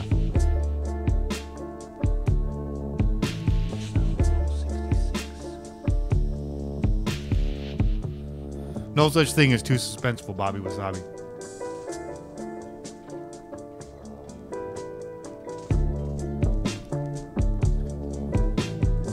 Oh, you can't get Lagunitas in Washington? You can't get it up there? Raider Roo's down. Raider Roo, message me, dog. Message me. Get all up in my inbox. Raider Roo says he's down to run the 2-minute drill. Oh, let's do it. We might have to get. I was saying we got a lot of good guests on here. Yeah. We ain't never really had many pillagers on here. We've had Silver and Black 666 on. Yeah. We've had a few folks. Yeah. We've had Juice on multiple times. Juice is always welcome in the studio. Hell, Always. and if you can get to the studio, yeah, you're welcome in the studio. If you show up, you gonna get on air, dog. Yeah. Just saying. Show up at Katie's doorstep. Crow's is in effect. I'm here. Let's do this thing. 20 questions. Let's do it. But Rue, if you can't make it over here, because I know you out of state, it's fine. We're gonna give you a call. Raider Rue's first in line for the 2-minute drill. That's dope. We're gonna run him through it. I think Trask is coming on next week though. So. And I know she knows her history. Yes, she does. She writes some history pieces. Yeah. So we don't have to test her knowledge. You know who? My dark horse for 2-minute drill champion already, and just in the Rolodex of people we talk to. Who? Is Kevlar prom dress Heidi. Oh, okay. Heidi's a smart woman. She is. Yeah. She is, man. Yeah. Ain't no secret why she's on the team, though. Yeah, and when it comes, and this is controversial, it's a controversial statement, but people talk about, females and sports knowledge and there's some haters out there, dog. And Heidi's one of them. And Heidi in sports knowledge is the equivalent of dunks in the WNBA. Yeah. You don't see them a whole lot. There's only a few that can do them. Heidi's one of them. I like it. I like the comparison, dog. By the way, Heidi, she doesn't have a podcast. She has been coming on Just Win Lady. She got a segment on there now. Yep. But Heidi is an official member of the Raiders Podcast Network. Oh, yeah. And we love Heidi. She's official. Like a referee with a whistle, dog. Oh, shit. You ready to do the damn thing? Let's get into these calls, though. Let's do it. Oh, yeah. Yeah, how you doing? What chela is that? Number 1, number 2, number 3? Nah, man, I'm actually on that water now, though. You're on that water right now? I'm not even going to lie. I ain't going to lie to these people. Yeah, well, you got it. I don't have to fake the funk. Like I said, I've been drinking chelas all damn day. You got to keep it balanced, bro. Yeah, man. Got to keep it balanced. Yeah. Although I'm not going to lie, if I had another one, I would. Unfortunately, there was only 4 in the bag, dog. I could only bring 4 with me. Malcolm, Bobby Wasabi says he'll drive over. Bobby Wasabi's just right over the hill. Bobby Wasabi's like 20 minutes away. Bobby, bro, come through, dog. Please come through. We would love to have you. You're always welcome, dog. Bobby's like family. Bobby came through to one of the tailgates earlier this year. He came through last week, and he just slid up. He was like Morris Day, like, zap. Just like slid, like, zap. And he was on the side. I was like, oh, shit, it's Bobby Wasabi. I had my mouth full. I had a taco in my mouth, and he was like, what's up? I was like, woo. What's up? Bobby Wasabi, you're welcome. Please come over, man. You know when we record. We start recording usually at 8 o'clock. Bobby, just come through, dog. I'll let you know. I'll message you when we're going to, like I said, next couple of weeks, schedule's going to be a little bit wonky. After the holidays, Bobby, I want you in studio, homie. Hell yeah. We got a nice cozy seat for you right over here. Yeah. Yeah. You provide the conchas, I provide the chelas, dog. Sounds like a deal to me, right? Sounds like a deal to me. That's a deal. All right, we're about to get back into it. We got your calls, and then we got Kane's Corner coming up real soon. All right, let's get in these calls, though. Let me make sure I'm recording here. Oh, yeah. Oh, yeah.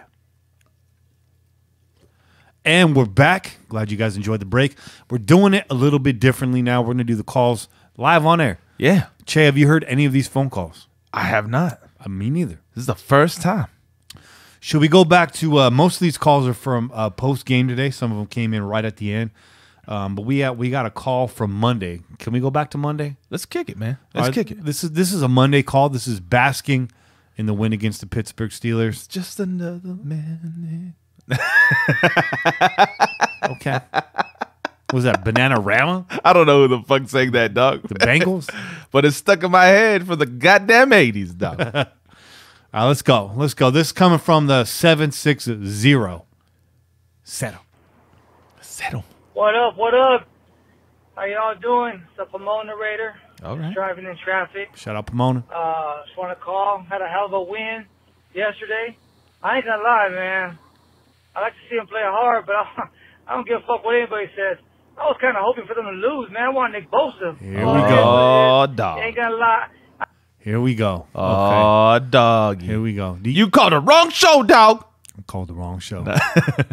Nah, we appreciate your call, bro. No, but you called the wrong But show. you called the wrong show with that shit. My man's trying to hot foot over some coals right now.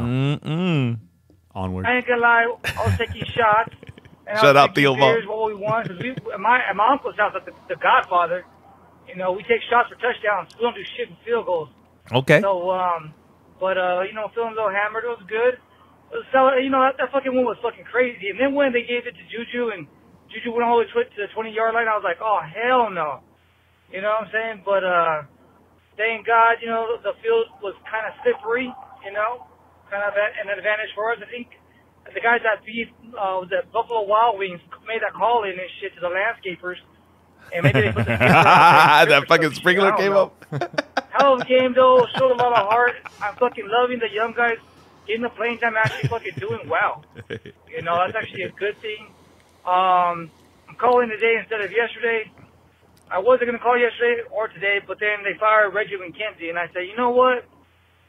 Che and Kenny Stapler, you know what? You guys got to have another special podcast tomorrow saying all the good things that Reggie did and all the bad things that Reggie did. And you know what?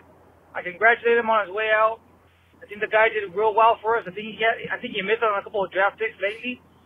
But at the same time, hey, man, I mean, he turned the ship around. We were in salary cap hell, and he fucking built something that took us to the playoffs. So. Yeah. Real quick, because you made a good point. Kane was pushing for us to do a special segment or a special episode.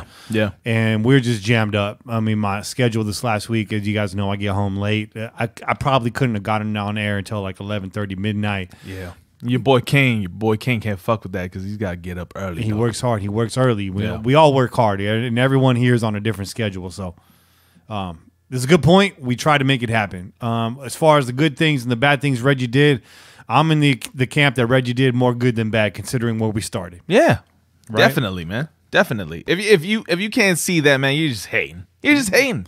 Worst thing Reggie McKenzie ever did. Yeah. Well, I mean, Seth Roberts' contract. I don't know, man. It's hard to say now, right? Because last season you would have said that. Yeah. Last season you would have said that. Yeah. But this season, he's been one of our go-tos, man. Yeah. And he's out there not just catching the ball, right? Which he had trouble doing last season. But he's actually putting in some hard work, dog, blocks and all that good stuff. So I right now, talking to me right now, I can't say that. Yeah. I can't say that because I think Gruden likes that motherfucker. I think so. Yeah. I think so. And as far as Jack Del Rio's contract, that's Mark Davis. Yeah. You It's know? true. So let's hear what he has to say. True that. I give him a hand, and thank you for his services and shit.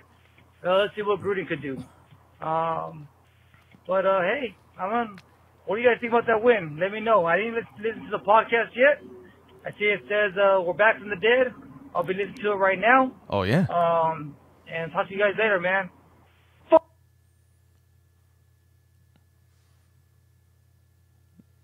What was that? What was that ending, though? Let me see. I got to hear that ending, dog. He was coming with something. This thing just jammed up on me. Hold on one second. built something that took us to the playoffs. I'll be listening to it right now. And talk to you guys later, man. Fuck yeah! Win, baby. Just win, baby. But Just win, baby. But the fuck yeah. Yeah, he's using his F words the right way, dog. Remember we got told we weren't using the F words in the right way? we were told we were putting the wrong emphasis on the wrong syllable.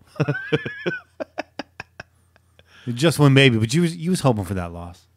Well, I like how he corrected himself after you said Hey, that. yo, one more True. thing I forgot. True. Man, fuck that pussy motherfucker Amari Cooper, man. Who's showing out with the Cowboys? The motherfuckers asked him at the end of the game. I know you guys watched that. You might have even talked about it on the podcast, but trying to talk about the facilities, you know, the fucking the team, the atmosphere. I love it here. This is what I play for. This is what I'm about. Putting me an opportunity to make plays because that's who I am. Shut the fuck up. Put you an opportunity. Your ass dropped the motherfucking ball. Somebody give him a fucking can of Stickum, you know, or some shit. What the fuck, man? This guy all of a sudden now he's balling out. Man, it's not like fucking Derek Carr was Jameis Winston or something, alienating the team. Shit, Derek Carr fainting. Those are facts. Only thing he was alienating everybody was because of his face or something. Maybe it's a little soft or a little nice. I don't know. But like, shit, man, you know damn well he was probably giving him a hell of a lot of support, and this motherfucker goes and trashes the Raiders like that. Fuck him. Fuck the Cowboys. I heard that, dog. You can say all you want about the facilities of Amari Cooper, but nobody pissed on your hands. You did that shit yourself. Or did they? Oh, shots fired. All right. Another call from the 760.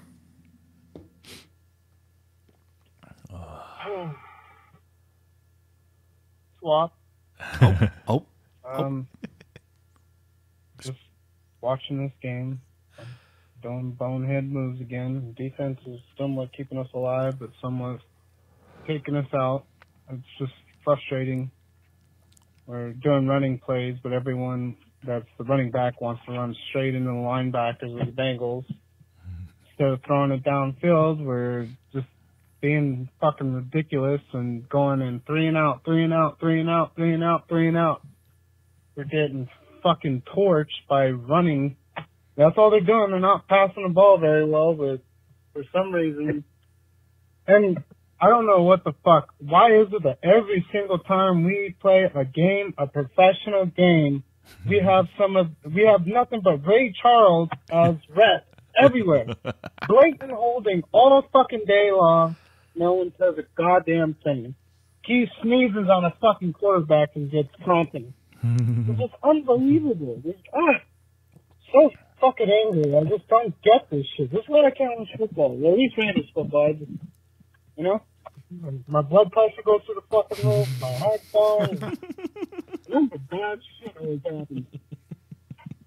Anyways, I'm trying to calm down. It's not been very well. And whether we win or lose, I just want to say that our fucking offensive line sucks dog bits. They fucking suck. I'm sick of it. Fucking Palacio Assembly plays one game, gets the fuck out. It's just, fuck, man. Number bunch of lazy off. I mean, they're not fucking pissed, man. Oh, I can't fucking do anything. That is use fucking broken condoms with a butt foot. Shit. What that? Oh, what, man? What, man? Bro. Most emotional caller we have on the show. Yeah, man. And we appreciate your dedication, dog. Yep. But bro, you need to relax a little bit. I'm worried about you, Wop. You sounded pretty depressed right now, man. I'm worried about WAP. Yeah, I'm worried about you, Wop. You taking these L's really hard, dog. Just whatever you do, stay off the phone with Pete Davidson. I don't need both of you guys talking to each other. I need you talking to Che because he's a very uplifting person in my life. Yeah, man. You've pulled me out of some dark times. You might need to help my brother Wapo. Yeah, Wop. Listen, man. Times are hard, dog. Times are hard, man. But we've been going through this shit all season, dog. We can't let this stuff get us down, man. It's gonna suck. It's gonna suck for Sunday, right? Sunday's gonna just be like, oh man, Sunday just turned into garbage. I was telling my lady that earlier, man. I was over there making dinner. I was like, thank you, Raiders, for ruining my Sunday. Making dinner for her. And then I'm like, you know what, man? There's a lot of things I'm happy about. Yeah. I can't let it get me all the way down. We're undefeated anyways. Yeah, we're undefeated over here in the crow's nest. So I'm about to go get this dub right now anyways, man. You know what I mean? So listen, man, you got to find a win somewhere, dog. That's all I got to say. Go find a win somewhere, man. I don't know what that is. I don't know if you got a lady in your life. Yeah. If you don't, go get that W in the you know, that local Chela distributor, man. Yeah. Yeah. You might find a little chica with your Chela. All right. And if you do, well, maybe you gotta say, hey, you know what, love? I need some happiness in my life right now. That sweet love. Give me some of that sweet love. Some of that sugar. First, sprinkle that sugar. Sprinkle me. Sprinkle me, man. Sprinkle me. First of all, Wapo is real hard to throw the ball downfield considering where our offensive line was today. But I feel your pain. And the Bengals, to their credit, did a really good job shoring up our safety valves. Didn't hear much from Jared Cook today. I said earlier, you know, I think I said it on Twitter. Maybe I know I said in the group chat, look for a lot of action going to Rashard today. And they sealed him up. Yeah. You saw the play action, car rolled out on the bootleg. Every option swallowed up, throws the ball out of bounds. What else could he do? Yeah. When it comes to the running game today, I thought the second tier of our defense did a great job swarming to the ball, but that Bengals front line just beat our front four off the snap every time. And so 4 or 5 yards automatic. Just getting that second level. They didn't allow the big run, but those chunks, they're just going to kill you. Yeah, I mean, listen, man, but you're going hard on the line. We've been going hard on the line too. Yeah. But let's not get twisted, dog. This isn't Kelechi Osemele out there. This isn't Gabe Jackson out there. This ain't Donald Penn out there for that matter. Okay? We got some missing parts.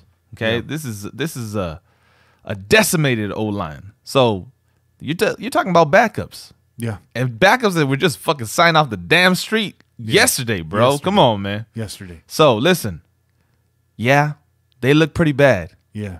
But it could have been a lot worse, dog. It could have been a lot worse. They actually tightened it up a little bit in the second half, man. Yeah. Yeah. Chaz Green was in line at Subway on Thursday. Ordering his little... He said, what the fuck is this? Oh, that's that guy I hired to try to get me into the NFL. I wonder what he wants. Hello? Yeah, that's him. This is him. Mom just about to give me a sandwich. So what? You want me to go to Oakland right now? Shit. How much does Southwest flight cost? I'll be there tomorrow. Cancel the sun chips. I gotta be out this bitch. As a matter of fact, I gotta run some sprints right now. My man was ordering a BMT and some sun chips. Hey, you know what? That's the jam right there. That is. That motherfucking BMT's my jam, dog. What? That's the one. Let's keep it moving. Yeah. Kenny, Jay, it's Jay from Colorado. Just calling in. Obviously disappointing loss today. Kind of saw the Raiders take a dip when we were seeming to be looking a lot better. Crash cam player definitely, I think, goes to Colton Miller today. Freaking just getting burned all day. All day. So, yeah, definitely didn't enjoy seeing what he was putting out there on the field today. But, I think MVP's got to go to Carr because breaks Richie Gannon's straight complete or I think the games or straight completions without an interception. Yeah. So congrats to him. So I guess on to next week. Go Raiders.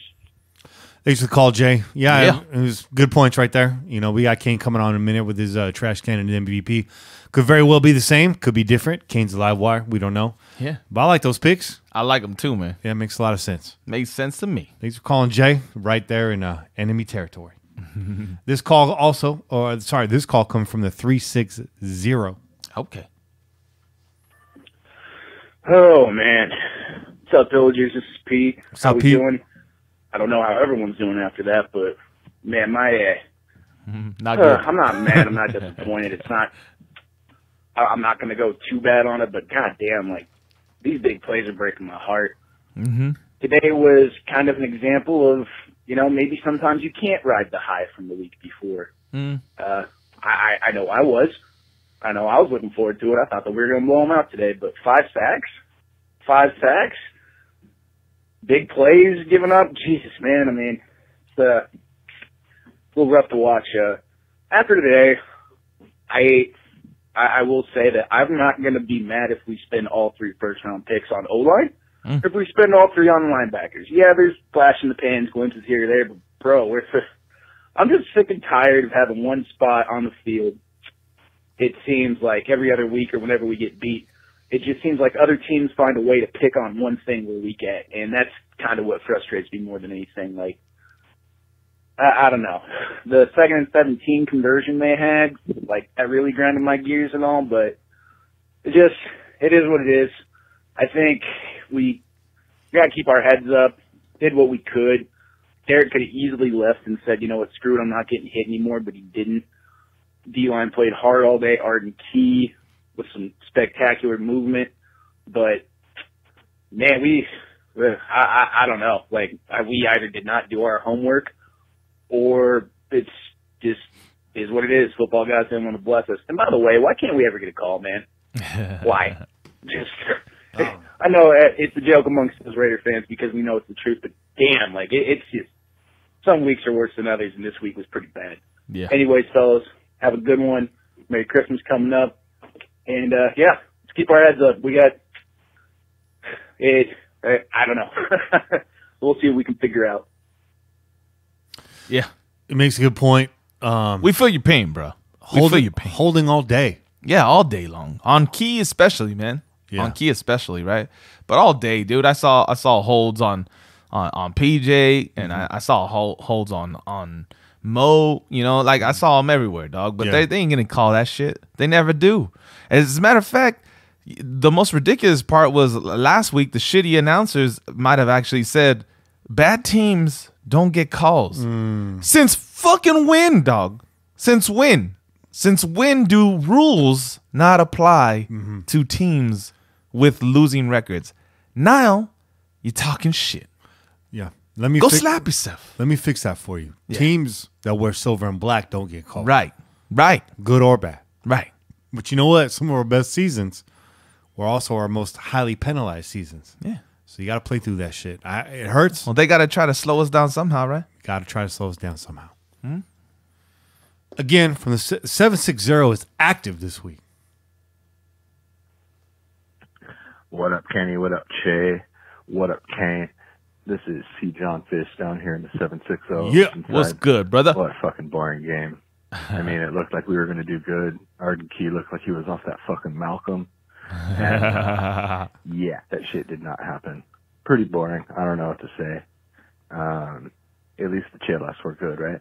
There you go. I don't know who the fuck we can even keep. Like, some guys look like they're showing up. Seeing Cook all gassed after that one run to the end zone at the end of the game was pretty suspect to me. I seem to remember guys running back to the huddle after that bullshit, but I mean, say what you will, guys fucking balling out this year. I don't know. Kind of pissed off about the city suing too. I was really hoping to get back up there for one last game next year, but feel you. At least I made it this year, I guess. Anyways, catch you guys Christmas Eve. Raider Nation, baby. Yeah. Yeah, I mean, I don't know what else to say about that call. John put it well. John, it was good seeing you at the tailgate this year. You guys brought some fire chelas. Oh, yeah. So, yeah. We made it. We did it the most. Coming from the 917. This is a long one.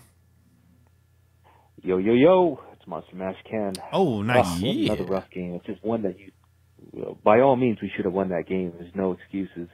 God, I was trying to think, like, what's positive about this game, you know, and even Derek, you know, I'm a big supporter of Derek, and I think, you know, he obviously can't play, on his back, you know, and the O-line just needs to step it up a little bit more. I don't know, Colton Miller is, kind of getting me scared. He's so inconsistent, and I know he's a young guy, and anyway, and then you got we're restoring the players, Waller and Seth Roberts and Jordy Nelson, who's 1,000 years old, and he just doesn't have these elite weapons like Antonio Brown and Julio Jones and D Hop and you know, if he had something like that, yeah, he might be. You know what? I don't think he's ever had a wide receiver that can just make consistent plays, and I think that we need to go after somebody with this salary cap.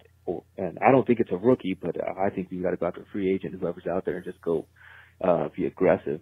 And then as far as we need a middle linebacker. We need somebody just to control that defense. I mean, we're getting ran all over the place. They're running through our motherfucking faces, and it sucks. And that Conley play, gosh, it was a beautiful play, and I don't know how that was PI. Just ridiculous. And you know, hopefully he's all right. Sounds like just a concussion. I guess on the brighter side, you know, we do have some young guns in there, and once we just kind of shore up those bookends on the defense and then figure out what we're going to do with that offensive line, we'll be all right. You know what? It is what it is, like every week, and we just got to get through this long season. As for everybody in Oakland, man, I really wish I could be there. Nothing but love for everybody, man. I hope it comes with a fire. I hope everybody's out there and just supports the team. I'll be supporting from New York as always. And it's the end of an era and on to the next chapter of Raider Nation. And I'm going to be there, man, holding it down. All right, man. Take care. Peace out. Rip those goddamn seats out. Take those motherfuckers with you, dog. Hey, guys. Man. Raider Roo. Well, this is not as fun of a phone call as last week. Man, that is a bad Bengals team. I felt like we should have been able to, with their personnel right now, actually come away with a pretty handed win. But with the real quarterback, they would have destroyed us by halftime. So it was sad to see. First, Carr, not as sharp, especially in the beginning as he had been, but he started to make some throws later. But I can't give him the pass on missing that throw to Nelson. You got to put it on him better so you get that easy touchdown. And I don't understand the sliding for a sack when you still have room to run. Got to do better there. But really, he didn't get much help. The wide receivers.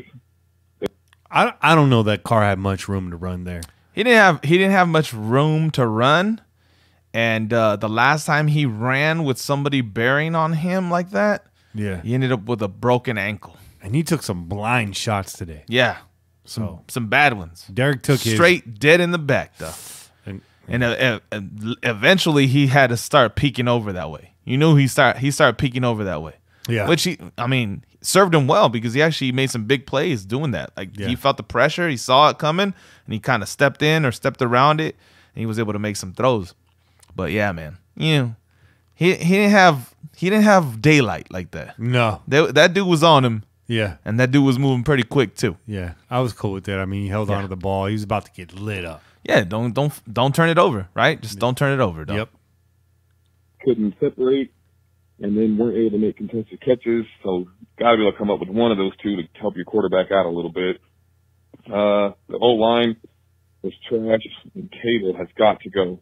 Yeah, we had fourth and fifth string guards, and that was going to be a struggle, but still. And then doesn't excuse Colton Miller just getting absolutely abused today. I don't know what happened. Finally gets healthy and looks like he had no interest in blocking anybody. Oh, it's tough. But then with all that, still late in the game, still had a chance, and we needed a stop. But both the special teams and the D just roll over and play dead with a 77-yard return and then giving up an easy touchdown. But anyways. I'm all in with that get out of Townsend. Let's get that happening. And I don't want to be completely negative, so I'll say Carlson did a good job on his field goals. So that was a good point.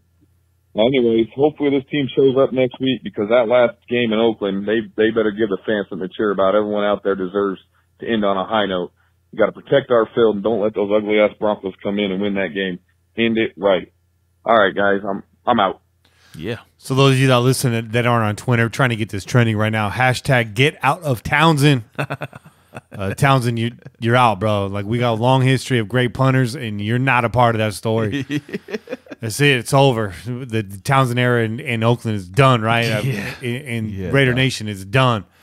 Also, I've been saying you rip your goddamn seats out. But most importantly, I'll be damned if we lose our final game in Oakland to the Denver Broncos. Hell no. Hell no. That shit ends with a W. The fans rushing the field. And maybe you're taking home a souvenir. Or two. You know. Someone told me they were going to take all of Mount Davis home with them. Yeah, your boy Bobby Wasabi said, I got dibs on Mount Davis. One of you needs to roll out with the damn beer cart. I'm just saying. Some fucking facts for you. But yeah, man, that's a must-win game. Yeah. If we had one all year, the Battle of the Bay was a must-win game. Yeah. This is a definitely got to win this game. Can't lose the final game. No, we can't, man. This is it. Like you said, it's up in the air next season. Who knows? A miracle could happen and we're back, right? Yeah. But as of right now, doesn't look that way. So if this is it, you get this fucking W, man. If this is it, ooh, I want to know. All right, final call. Yeah. Come from the 831. Uh-oh. I think you know who this might be. You already know, dog. What up, Kenny? What up, Chair? It's your boy Bobby Wasabi. Oh, yeah. You're damn right. The fuck, man? Shit. Talk about zebras running wild. I mean, they're making a bunch of fucked up calls, and they obviously got their blenders on to all them damn holding fucking that damn Cincinnati be doing over there. The worst bullshit, though, was when they called that damn taunting on Arden Key. That really fucking pissed me off, dude. I was like, man, these motherfuckers just got nothing better to do but hate on us. Yeah. I mean, it's about right. But then again, that was no excuse for the way that the defense played too. I mean, I love King of the Hill. You know, one of my favorite characters is Dale Gribble. You know, he always got them conspiracies, and I'm watching this and I'm like, come on, is PG conspiring or something, trying to, you know, give back to his little team that he used to play before for the damn Bungles? I mean, I hate to be that guy to try to, you know, say that bullshit, but I mean, I got really fucking, you know, pissed off and started questioning, you know, motherfuckers over here. I mean, shit. and here's a conspiracy theory. PG did throw the game to get Hugh Jackson promoted so that the Bengals experience another 10 years of darkness. Oh, I like that. and DC, come on, bro. You see the pocket collapse? I've said it before. Use your legs. Run. Last couple games, you were able to fucking move around. It looked good. Why the hell can you do that again? Get the hell out of Dodge. Colton Miller. What the fuck? I understand you're hurt, dog, but I mean, every time I look, you're always getting ran around. You got no excuse. You got nothing to fucking to do. Got no excuse, no answer, no nothing, man. I mean, what the fuck? And which brings me to Mr. Johnny, get the fuck out of Townsend. Mr. Hashtag Basura, what the fuck is wrong with you? I mean, you can't kick worse for shit. Looks like you were wearing Purple Rain, man. I mean, if you need, get the hell out of the way, I'll fucking kick, dude. I mean, I've proven that I can kick better than you. I mean, shit, you know? I got the legs for it, got the attire for it. All right, man. Well, I'm gonna get up out of here. I'm gonna go keep smoking, try to, you know, make myself happy again. But I'll check you guys out later. Bobby Wasabi out. Yeah, Bobby. Strong call. What a way to end the call. What up, segment. Kenny? What up, Chad? We got hit. It's so strong. We had to hear it a second time. DJ wind it back. Oh man. Strong call. Great way to end the segment there. Bobby Wasabi coming in hot. Get out of Townsend. You already know. Hashtag get out of Townsend. Hashtag. Do that. I'm all for Bobby getting a punter shot on the squad. Me too, man. Hey, it's got it. I mean, it's worth a shot, right? At this point. Give my man some silver pants. Yeah. Yeah, just get him out of them purple pants. Hey, one love, Prince. Unless you feel like the power of Malcolm compels you in those pants, then fucking rock those pants, Bobby. Kick the shit out of the ball, dog. Do what you got to do. Really quick before we get Kane on the phone, someone had a question here, kind of a wild one, kind of a curveball. Question for y'all. This is coming from Shorty V. All right. Carlson can't kick it out of the end zone, or is that the coach telling him to kick it to the 1 yard line? I don't know. That's a good question. I've always been, I mean, if you can do it, I say get it as deep as you can and avoid the touchback. Right. If you can. Right. But I don't know if Carlson has that kind of skill set yet. I'm assuming that he didn't mean to. Yeah, I'm assuming he's aiming for the back of the end zone and he just can't always get it there. Yeah. No, I feel you. Not to say he doesn't have power. He's kicked some long field goals this year. He has. So he's been consistent too, man. The guy has not missed a field goal in 5 games or what was it? Now 6 games? Is it 6 games now? He didn't miss one today, right? No. Yeah. No. So yeah, like in 5 games, 6 games now, I think with this game, he hasn't missed a field goal. Yeah. So, and he's hit some 50s, he's hit some 40s, so he's doing the thing. Short break. Yeah. In Kane's corner. Yeah. Let's do it. Yeah.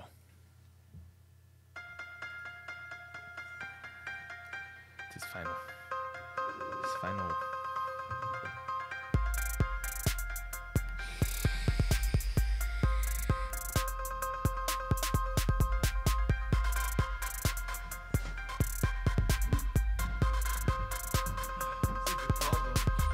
Che, you already know where he's headed. You know where he's going.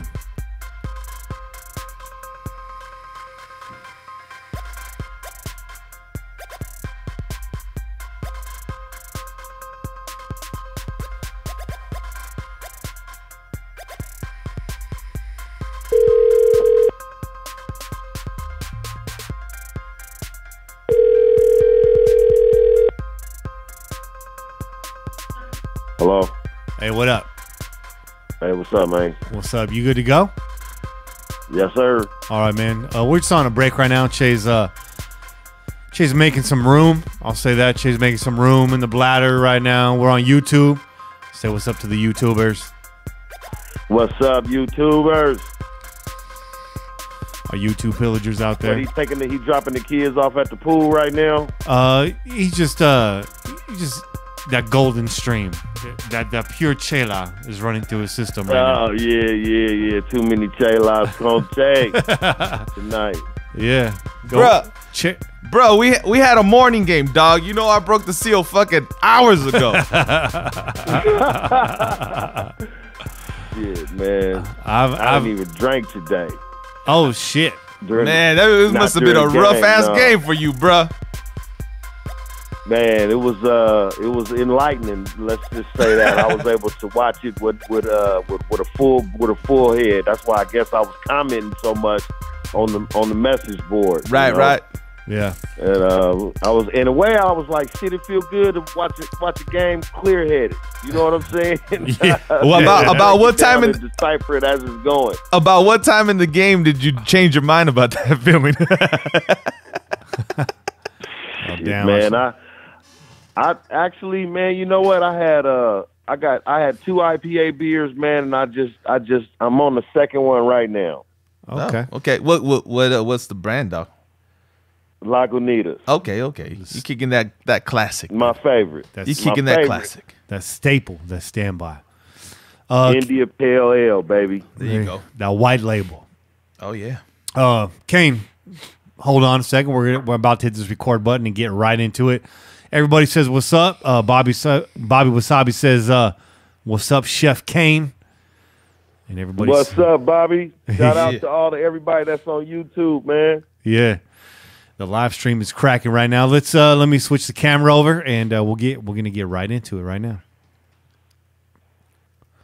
And we're back with Kane's Corner, brought to you every week by NFLShop.com. Go on over to PJ4F.com and click on the link on the sidebar, bottom of the page if you're on mobile. Anything you buy on NFLShop.com through that link, we get a little piece of the pie. Helps keep our pirate ship stocked with rum and afloat on the water. Kane, how you living, man? I'm living good, man. You know what I'm saying? I'm just chilling.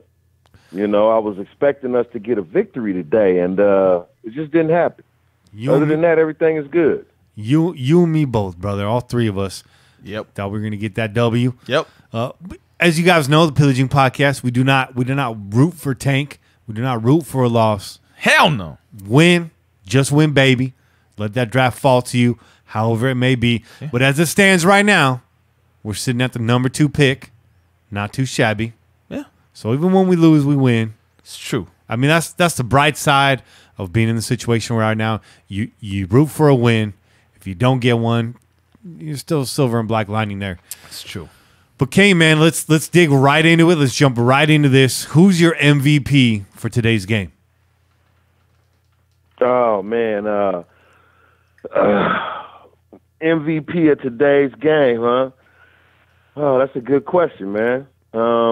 We struggled all over the field today, but you know, if I had to say a bright spot today, again, was, you know, Mr. Carr. Mr. Carr seems to be coming along pretty good with the offense. Is showing progress, making plays. But, you know, as we've said before, with an offensive line that's battered with injuries, you're not going to really see anything. But as far as I know, Mr. Carr, pretty good game today. The defense, they was on the field too long. So, yeah, I'm going to say Mr. Carr. Yeah. All right, Derek Carr. You the real MVP. You're the real MVP. Can't argue with that. He took his licks. He took his shots. He got right back in there, slung the ball around the field. You know, what are you going to do when your offensive line is Swiss cheese? You stand in there, you try to make as many plays as possible, and that's exactly what our boy did today. Yep. Moving on, who is your Reggie Nelson trash can player of the week? Witted. What's his first name? That's probably why I don't even know his first name. But man, he let them make too many plays in the middle of the field. Man, it was just too many plays in the middle of the field. Mixon looked like a Bo Jackson reinvented today. I mean, just no play from the middle linebacker position today at all. Yeah. I'm sorry. With it, you showed up on the screen in too many bad plays today, bro. He did, and trash can. And coming off the last 3 weeks where Whitehead's stock was rising, been playing well, numbers been going up around the ball. To really drop a game like this to the Bengals, you should have been ready. You could have been ready, and you weren't. So now we got to back up the truck. We got to put you in there. There's a lot of names we could throw around for trash can player this week. Kane, he tags you, Whitehead. That's right. I'm not going to argue with Kane. Kane had clarity during the game today. That's right. He synced it all. He did. That's right. Yeah. I clearly saw that we need 3 new linebackers. I had asked that question, and it was answered for me today. And you know what? Moreau and Lee, hey, shout out to y'all. Y'all don't look too bad, but none of y'all playing coverage. Yeah. You know, and we need some linebackers that can cover. I mean, just too many plays today, man, like I said, by the running backs and the tight end. You know, he had a good game today. The slot receiver. It's just we need some better linebackers. And I'm in the field to say that we're gonna get 3 new linebackers. Maybe one of these guys might survive. Maybe Lee, because he does flash at times. Yeah. But the linebackers look terrible today. I'm sorry, they did. Yeah, Lee's an interesting player because we've invested a lot in Markel Lee. Yeah. He's been in that spot now for several years. He's an interesting guy. I mean, obviously, if you land a free agent or you draft a rookie with high potential, you know, Lee may get dropped down on the depth chart. But what do you do? He was a 4th round draft pick. He was drafted in the 4th round. Yeah. So this is his 3rd year. So we looking for him start, when you draft a guy in the 4th round, we're not certainly looking for you to do too much in the first season. Maybe you start to flash a little bit more in your 2nd year, and then in the 3rd year you really come along. But you got to understand these guys have gone through this is their 2nd defense, maybe 3rd, because you had old boy come in at the end of the season last year, Pagano, and so he changed things up a little bit. So these guys, they're going through a little transition period themselves. But Lee has flashed, and I do see him sticking on, but I'm not sure if he's going to start, Kenny. I think you're right. I think he's going to drop down the depth chart and maybe special teams and a backup. Yeah, and I got love for Lee, but if that happens, that's good news for us because then you got a player in front of him. That if Lee drops down on the depth chart, that means good things are happening with the linebacking crew. Yeah. We've asked you to do a lot. We've asked you to do a lot. You've done a lot, but you're just not the guy. None of you guys are the guy. Moreau, you flashed at times too, but you're not the dude. Neither one of these guys, all 3 of these guys, I know Whitehead was starting in Detroit last year. None of these guys should be starters on the team next year. None of them. Absolutely. I agree. And when we signed Whitehead, excuse me for saying his name wrong earlier, when we signed him, I think we'd have to go back in the tape, but I think I said if he was starting, there was an issue. And a lot of these guys that we signed to free agency, I did not expect to be starting. You know what I mean? And he was one of them. So I mean, I was. It is what it is. I was mildly excited about Whitehead, and you did say that, Kane. If you go back and hear what I said, I was like, this guy's a lunch pail player. But the one thing I didn't mention is Whitehead's a role player. He's not the player. He's not the green dot. He's not the captain of your defense. He's not that guy. We asked him to be that guy. He's not that dude. He's just not that guy. And if we put him in that position again next year, don't expect anything different to happen. But that's what it is. Now, all of us have been talking before the game. We had 3 games left going into this one. We expected us to go 2-1. I even said, I stretched it. I said, we hung with KC on our home field. The last game of the season, they might have been resting their players. Now things have changed. With the games, the way they played out this week, they're not going to be resting their players in week 17. I thought maybe there was a chance we go 3-3. Now we drop a game to the Bengals. We get what could be the very last game coming up at the Oakland Alameda Coliseum, Kane. Is this the must-win game of the season for the Oakland Raiders versus the Denver Broncos? Is this the one? Absolutely. This is the game against the Denver Broncos could possibly be, and for all intents and purposes, is the last game at the Oakland Coliseum for the Oakland Raiders as the Oakland Raiders. And Raiders, do not go out of that stadium with a loss. Do not leave the fans that came and left their families that could have went and done way many more things on Christmas Eve, but be at a Raider game at 5:20 on a Monday night. Do not show up at that stadium and lay an egg. Yeah. You will never be forgiven for that. Ever. And it will go down in the record books as y'all just lost and didn't care about Oakland. And I'm one to kind of keep my feelings tempered for this whole moving situation. I try to not let it get out of hand. And but deep down inside, if you do that, that's some bullshit. Yeah, it's gonna hurt. Show up and you win that game. And if Gabe Jackson and Kelechi Osemele, if you got 1 ounce of energy in you and you can play, please, we need you to show up. We need you on the line. Look how the team looked today when you don't have your two of your best line. Please do not show up at that stadium on Christmas Eve and lay a fucking egg. Don't do it. No. Don't do it to us. Yeah. I done spent too much money from 1995 to 2018 for y'all to do us like that. And I will be one pissed off motherfucker if y'all do. I swear to God I will. Now, Kane, I've been calling for fans to rip those goddamn seats out and take a little piece of the Coliseum with them. Now, Kane, you sit in section 207, is that right? 201. 201. So Kane sits right there by the torch. I'm fully expecting to see Kane walk out of that stadium with the torch over his shoulder like Hacksaw Jim Duggan, just walking through the parking lot. It's gonna be lit still, Hey, too. man. It's gonna be lit still. Hey, you know what? Shout out to Raider Cody. I was on his show today, and I'm gonna tell you the same thing I told him. Security is gonna be so heightened that day.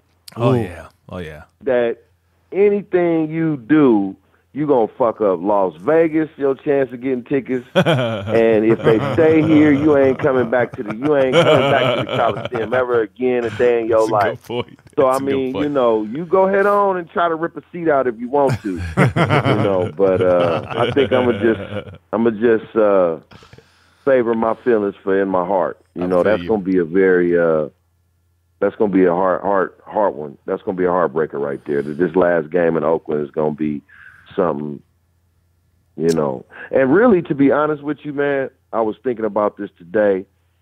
Pittsburgh, this last game we just went to, that's actually the last game in Oakland because we didn't know it was going to be the last game. Yeah. And we were still out there chilling. Yeah. You know what I'm saying? Doing our thing. Yeah. You know? And that was the last time we did the podcast in the parking lot. Yeah. It was the last time we get to see the homies before the game. Mm-hmm. You know what I'm saying? It was the last time we get to drink before the game. This is the last time we get to have some tacos, some good ass, you know, that avocado dip that y'all bring. Guacamole, you know I mean? That guacamole. Yeah, man. You know, guacamole, baby. You know what I'm saying? That was really the last game, man. So this game is kind of one to just savor. This one coming up with the Broncos, just savor it, go out, just get us a victory.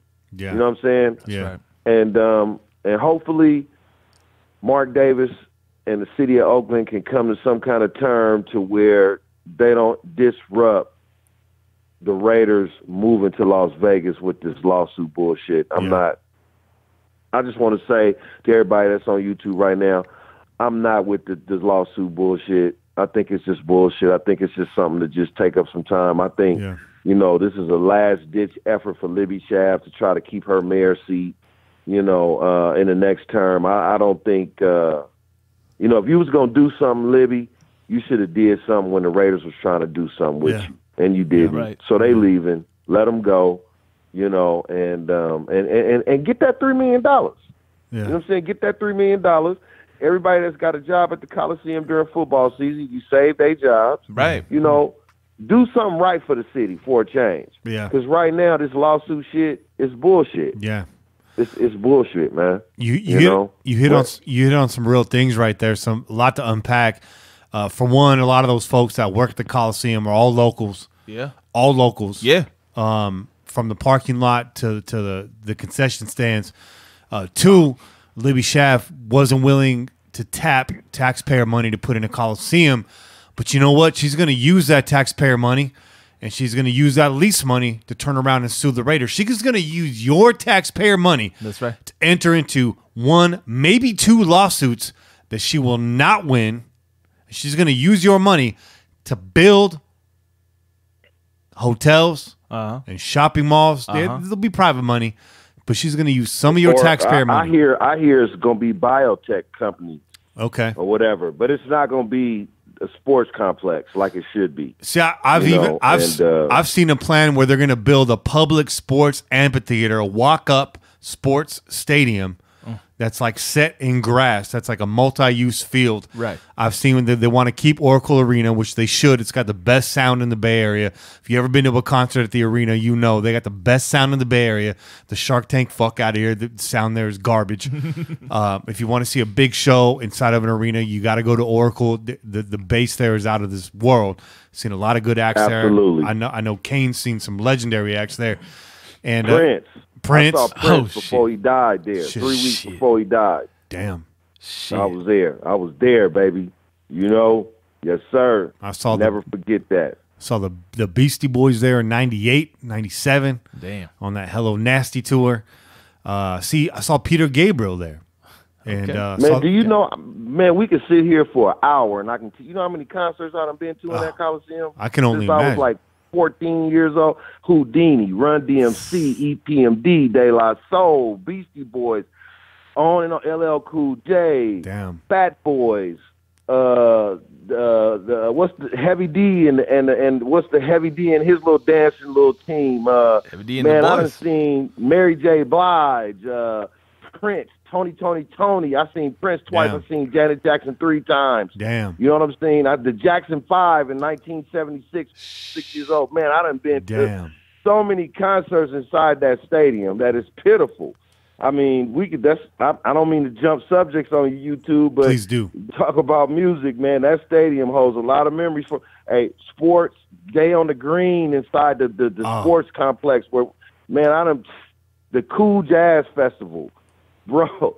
Oh man, yeah. Like I said, man, that stadium holds a lot of memories for me. Both sides. So Yeah. you know, when you and just to really take a short.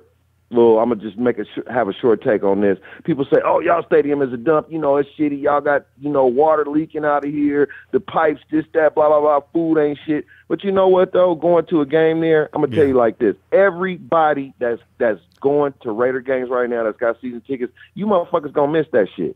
Oh yeah. Even if you complaining about the stadium, the amenities, the court, the concourses, the bathrooms and all that shit, that's something that's nostalgic that you will never have nowhere else, and you ain't gonna never have it. So cherish it. Yeah. Maybe you should just take this last game to cherish that part of the stadium, that memory. You may never thought that you were going to miss pissing in a trough, but you will. And hey, you know what? That's funny, but you never. Like I said, man, when this team get to Vegas, it's not going to be Oakland. No. It's not going to be the Oakland. When the Oakland Raiders leave Oakland, they will no longer be the Oakland Raiders. They'll just be the Raiders. And we've said it here before. We'll say it again this year. Last year, too, we got to meet a lot of folks that were coming for the one and only game in Oakland. And they all said the same thing when they showed up. They said, you know what? This is a culture. This is a community that you cannot replicate. I'm not saying that the Vegas Raiders fan experience is not going to be cool. It's going to be lit. It's going to be a state-of-the-art stadium. It's going to be top-notch. But it's not going to be the same. It's not going to have that sense of home, especially for us that have been going to games for our entire life out here. Yeah. You can't replicate that. And the facilities being what they may, the fan experience at the Oakland Coliseum has always been top-notch. I've never had a bad day out there. It's always been fantastic. It's true. Always been fantastic. And then the first thing that you said when we got into this topic was, the Steelers game being actually the last game. And for those of you guys that don't come out to the tailgates, let me kind of make this more clear what Kane's trying to say, because I agree with this. That Broncos game, it's a Monday night game, and it's on Christmas Eve. That experience is different. First of all, Monday night games, Thursday night games to the Coliseum, they're lit, they're dope, but everyone's got commitments. Either you're working, it's Christmas Eve. Obviously, you're going to be with family. Right. You're going to get there a little bit late. The tailgate ain't going to be what it usually is. I remember last year we went to that KC game on Thursday night. The tailgate was kind of lightweight. Right. I mean, it was still deep out there, but when you compare it to a Sunday, right, it's a different vibe, right? Sunday, we're getting there 6:30, 7 o'clock in the morning. The tailgate starts outside the stadium. Yeah. We're drinking chelas on the curb. Yep. Wait for that gate to open, dog. There ain't nothing like cracking open a beer at 8:30 in the morning and grilling up some asada and eating at 9 o'clock in the morning and just getting it going. Our last podcast was out there. Yep. Seeing all these, you're not going to get a lot of out-of-state people coming in on a Monday night. Nope. So Kane, are you going to get, especially on Christmas Eve? Especially on Christmas Eve. Are you going to get a chance to tailgate for Christmas Eve, or what's that going to be like for you, Kane? No, I'm not. Ain't none of us going. None of the homies tailgate, man. Everybody's busy, and then and it's looking like. And I'm, shit. My plans is up in the air right now because I gotta see my kid. Yeah, man. Yeah. Like I said, I'm trying to make it. You know what I'm saying? I'm hanging on to a whim, man. But somebody mentioned to me the other day $520, and I looked at my tickets and I was like, oh shit. Yeah. That's $520 on a Monday night. Yeah. You know what I'm saying? And then Christmas is the next day, so I'm not even going to front. I might not make that motherfucker. That's why I'm saying Pittsburgh this shit just jumped on us. Yeah. You know what I'm saying? Because I wasn't planning on going to that game at all. So now I feel obligated to go. But we'll see what happens, man. Yeah, We'll see what happens. it's Christmas Eve. So those of you that were listening there a couple of minutes ago, you said, what do you mean it's the last game? No, Kane's absolutely right. Like the last official Sunday tailgate, which is what it's really about, that's gone. True, it's over. It's in the past now. That's history. Had a lot of great memories with you guys out there, and then going all the way back to me being a kid. Kane outranks us as far as like game seen and the amount of times he's been out there. But you know what? You've been out there once. You know what we're talking about. Especially if you hit the parking lot. So what you said, Kane, is real, and I just wanted to make that clear for our listeners that may have never even been to a game.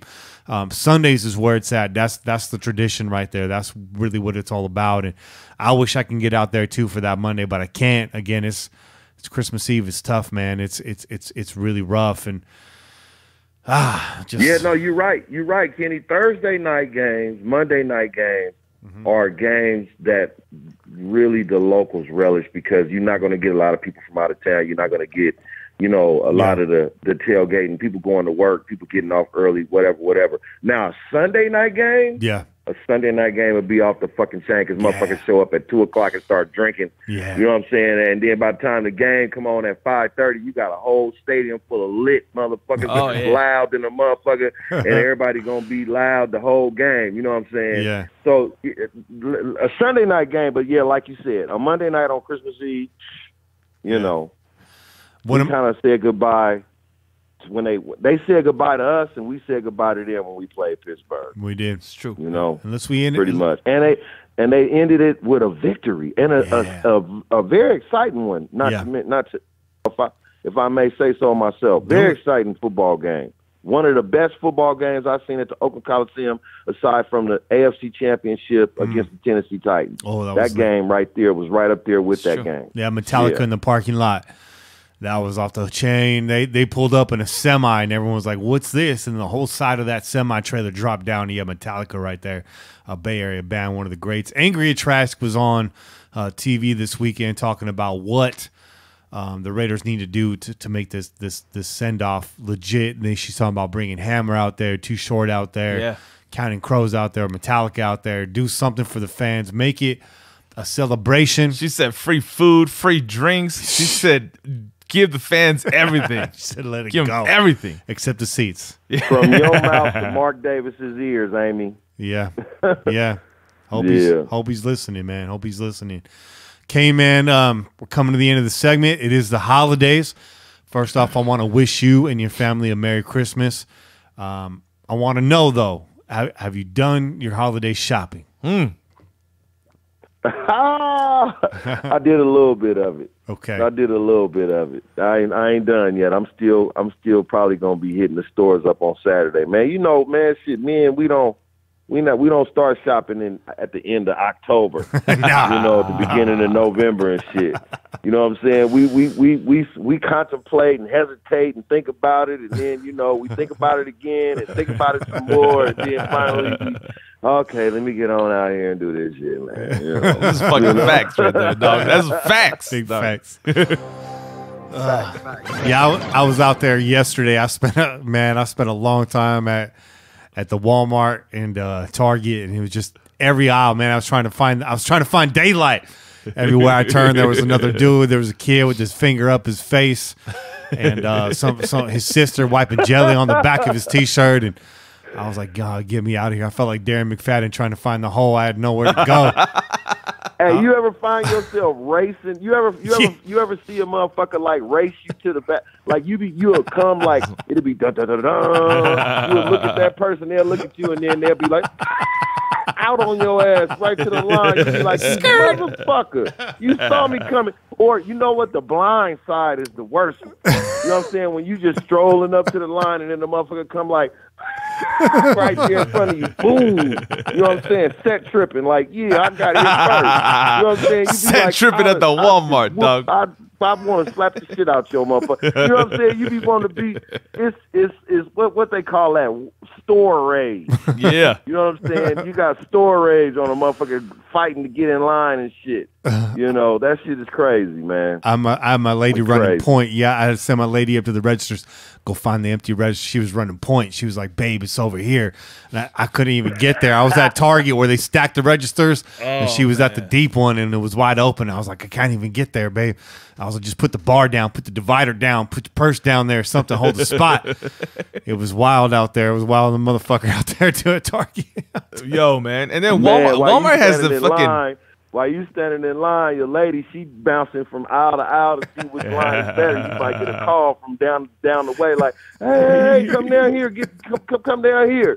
You know what I'm saying? You move 3 or 4 lines over and be like, nobody in that line. They done did some investigating on you for it. You know what I'm saying? Because they know how to shop. You know what I'm saying? Shit. We just be mad. You know, be like, fuck, I'd rather just shop this shit online. And you know what? That's the way to do it.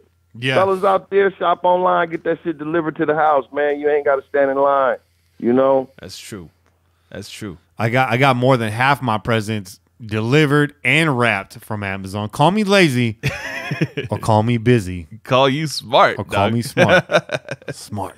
Yeah, man. Hey, you don't want to go to the store, I got dog. a motherfucking bag. I got a shopping cart waiting for me. It's just hard to spend a lot of money at once, man. Yeah. You just be like, it's true. Man, you know what I'm saying? I guess I'm going to have to do this pretty soon here. You know what I'm saying? You just, you know, you think about it, like I said, and then you think about it again, and you think about it some more, and then you think about it. And then, you know, for me, I got my granddaughter, you know what I'm saying? And this is a funny story. My daughter, you know, my grandbaby, she was born in September. And so my daughter, I've been buying shit for my daughter, you know, for the grandbaby all the whole time. Car seats, play-doh, jumpy things, clothes, diapers, whatever, grocery, helping out, the whole 9. And then they want Christmas gifts. And you sitting up thinking while you making your shopping list for your grandbaby, you be like, shit, nigga, you done wore out your motherfucking Christmas list already. You know what I'm saying? Like, goddamn. You know what I'm saying? So you looking at your Christmas list and you looking at your bankroll and you like, shit, man, I think I'm going to buy like $30, $40 worth of shit, man. I done already, you like, hey, shit, I done already spent hella money on your ass from September to now. You know what I'm saying? I think Christmas was a little early for you this year, you know? Christmas been all damn year. Man, and then I still got little ones too. And my son, he's 10 years old, talking about he want a cell phone. You know what I'm saying? With his own number and shit. Talking about I need a cell phone and I need the one that play the new Fortnite. Oh, you know what I'm saying? Like, God damn. The only kid that I got left is my 9-year-old. She wants slime. You know, with her cute little self. Slime. That's all she wants. She say, Daddy, I want slime. That's all I want is slime. Hey, I said, well, shit, that's easy, girl. I can order you tubs of slime and still only $20. You know what I'm saying? You can make that shit, dog. You can make that shit yourself, man. Yeah, you need. I know, right? Yeah. You can make it yourself. You need that contact lens solution. You need that baking soda.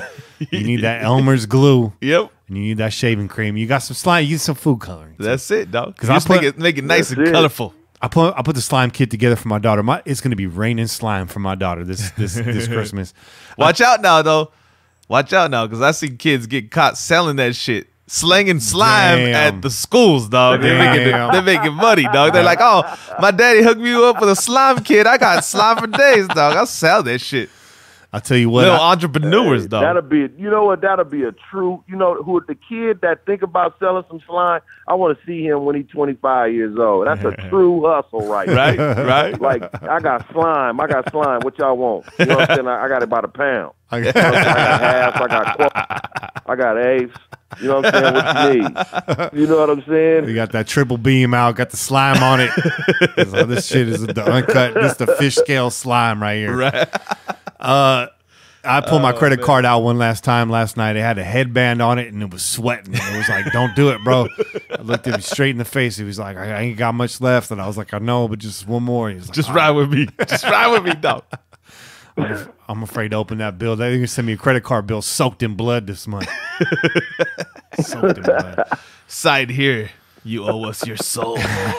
Well, shit, Kane, man, you be safe out there. Don't let the wrath hit the other shoppers out there. Try to keep it under control, but do what you got to do. Do what you got to do. Yeah, for sure, man. It's always good, fellas, and I'll holler at y'all next week, man. Merry Christmas, brother. Merry Christmas, brother. Merry Christmas to both of y'all. Peace. Peace. Yeah, that was good. Oh, yeah. You need a guy like Kane to put it all in perspective for you.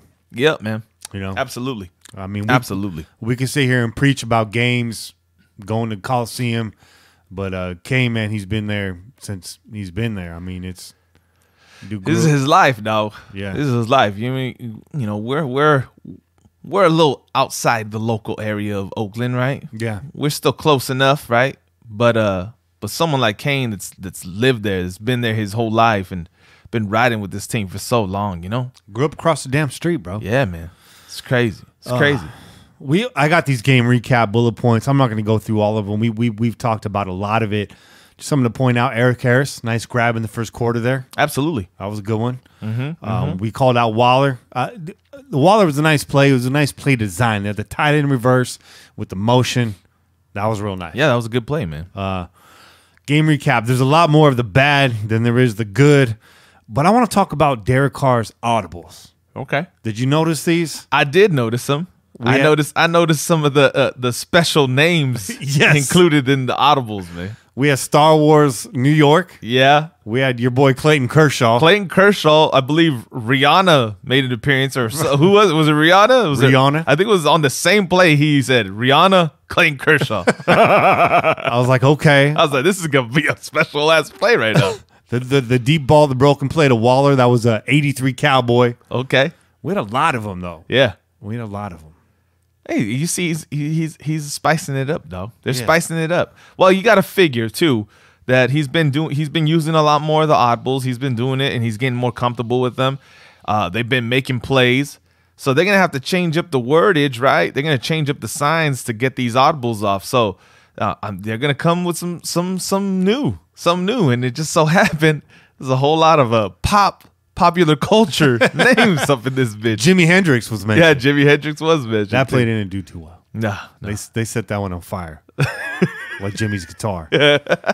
Rest in peace, Jimi Hendrix. Yeah. Again, just reset it. Poor field position all day due to turnovers, special teams play. I thought the defense did what they could, but the Cincinnati Bengals starting on the 50-yard line almost every freaking series. It's ridiculous. The face mask, Carlson's face mask on the kick return. You know what, man? I'm not gonna hate on that. Do what dog. you got to do, right? You're a kicker, dog. Yeah. Okay. I don't expect you to make a perfect tackle. The fact that you just stopped the play. Yeah. I'm gonna give you that one. I'm gonna say, you know what? Yeah. What else do we expect from a kicker? Right. What else do we expect from the kicker, dog? He got the job done. He got in there. Yeah. He got in there. He could have just fucking. I'm not a part of this shit. This ain't my job. He could have walked away.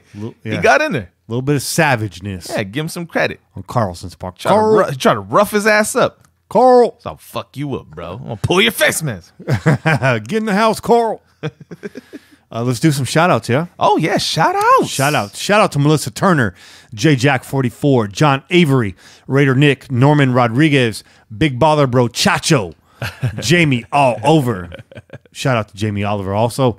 Bobby Steels, Jesse Lee, Jay Bias, Jared Shapiro, The Radical. Shout out to Big Rossi, Taklamate, Marcel Esslinger, Kenny Estrada, Stevie Martinez, De Kanaka, Dan Vasaluso. I don't know if I'm saying that right. Shout out to Jason, Flying Duck Bets, Nick Santos, David Ladd, Phil Severine, Mashman, Haters Gonna Hate, Eric with an A, Jose Caldera, Hardell Jr., Izzy Impalas, Raider Corey, Hughes Hornet, Andy Earl, Keith Flowers, the Masochist Raider fan, Chris Harmon, Whitlog Incorporated, Sin in Sin City. Shout out to Lars Mars Esquire, John Bottomley, Matt Rosington, Nuts Johnson. That's right, Nuts Johnson. Shout out to James from KC, deep in enemy territory. John Gonzalez, Jerry Stith, Chiefs fan, but all right. I won't tell your fucking relatives that you listen to the damn show. Shout out to Jonathan Harmon, Johnny Gons, Lee Le Magnifique, Jack and Dan, Matt Holmes Arnold, NFL Vibe, One Nation Marketing. Shout out to David Eric Easterday, Just Win Johnny, Ryan Dingler, In Gruden We Trust, Whatever Amy, Callie, BSN. Shout out to Lance Kiffin. Shout out to Steven Johnson. Also, special shout out to Richard Lacassie, Raider Cody, Jalen Davenport, and Ryan Dearborn for the donations. Oh, yeah. We appreciate. Big shout out to Raider Cody doing the damn thing in the podcast. Yeah, man. Recorded episode 7 tonight in the pigeon's nest, as he calls it. The pigeons. Yo, he also had your boy Sean. We haven't had Sean on the air for a while, man. You know, his podcast been on hiatus and all that, and it was good to hear your boy Sean on the air again, man. It was. We missed him. We missed his voice, man. We was. Shout out to Sean from a bunch of Howleys over here. Yeah. Bunch of mainlanders. Man. Yo. Do it. Your boys got shout outs today. Do it. This phone's, they didn't die on me today. Do it. All right, yo. We're going to get these IG shout outs. It's been a while, so I apologize if I miss you along the way, yo. You know, unfollow and then follow us again, and then maybe I'll get you next week. Just kidding. Shout out to my boy, Monstrito. And you know what? I have to say this. He's a Charger fan. But he's from down south originally. So I let him pass on that. Weird flex, but okay. I let him pass on that. But he's my boy. So thank you, brother. Thank you for following. Okay. Shout out to J. Clay Combe 03. Shout out to Razor Raider. Shout out to Mojo Raider. Okay. That's yeah, we've heard him. We've heard him before. We've heard him. Pillager. Shout out to Pusher Zeus or Zeus. Zeus. I thought Zeus ended with a Z, but it's all good. Swiss. All right. Okay. Shout out Kevlar Prom Dress. Oh, that's our girl Heidi. Yeah. Holding it down for us. And shout out to Wayne Perco. All right, Wayne. Big Wayne. Wayne Newton. Wayne Newton. Vegas. That's a Vegas name right there. Uh-oh. It's happening, bro. Let's get ready for the transition, dog. It is happening. We're homeless right now, but you know what I mean? I met a lot of good homeless people in my life. This is true. Man, I got some stories, dog. Hey. We got to talk about those ones. We might have to. We'll save those stories for the crow's nest, dog. Shout out to you, bro. Monster show. Yeah. You got here in the rain. Yeah, man, it was pouring. The road conditions were not the best. Yeah. You know, as you guys know, I don't reside in the same town as Kenny, so I make a little drive, not too far. No. Lucky for me, it's pretty close by, but I had to ride over here. I wasn't expecting this weather either, man. I was in the kitchen and I heard the rain out the window, and I was like, "Is it raining outside?" My lady's like, "Yep." I was like, "Damn." Yeah. And I got on that road and everybody was driving slow, dog. I was stuck right behind this big old school truck, man, that old Ford lifted truck, and they were driving like 40 miles the whole way, man. I was like, I'm kind of in a hurry right now, dog. But I wasn't going to, come on. In those conditions, take your time. You just get here. Yeah, that's all that matters, man. Had your coffee brewed for you. You did, man. You held it down, man. You had my coffee ready. Gave me that burst of energy. And you had I had chelas? the chelas. Yeah, we got each other's back, dog. Always comes together. Always. To you pillagers, thank you for listening. That's it for this week's show. Tune in every week wherever podcasts are found. Call in to leave a message to be played on air at 408-909-PJFF. Download the official Pillaging app, available for iOS on Android. Check your app store. Shout out to DC4L Custom Tees. You can go over there. Of course, some of the old logos not available right now. Currently, those are limited edition. Wait for it. They may be back. Please donate to the show. You can check the bios on social media, on YouTube, or just hit me up for the link. Go to pj4f.com. Donate to the show through there. Be sure to listen to our sister podcast, Just Win Ladies, and the Raider Cody podcast, all recording tonight. Keep the wind in your sails and the rum in your mug, and pillage on, Raider Nation. Merry Christmas to all of you. Yeah. And a Happy New Year if we don't hear from you sooner than later. This has been a production of the Raiders Podcast Network, and we out here. Peace. Go Raiders. Just win, baby.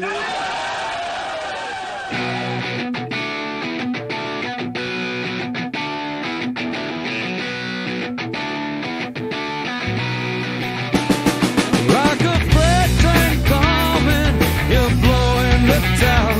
Like a diesel motor, you never shut down. With your pistons pumping, you're mowing them down. It's a sight to see, they all lay their money down.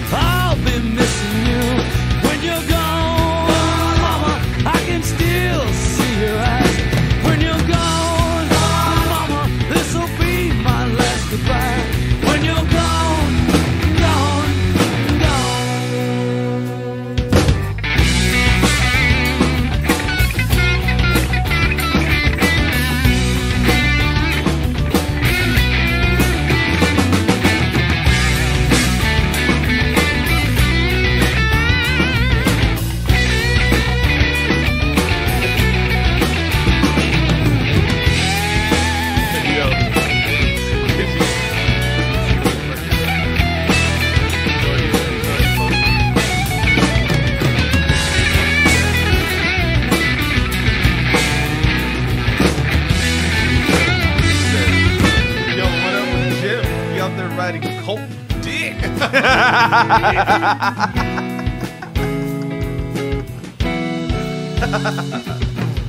Oh shit! He's out there riding everything.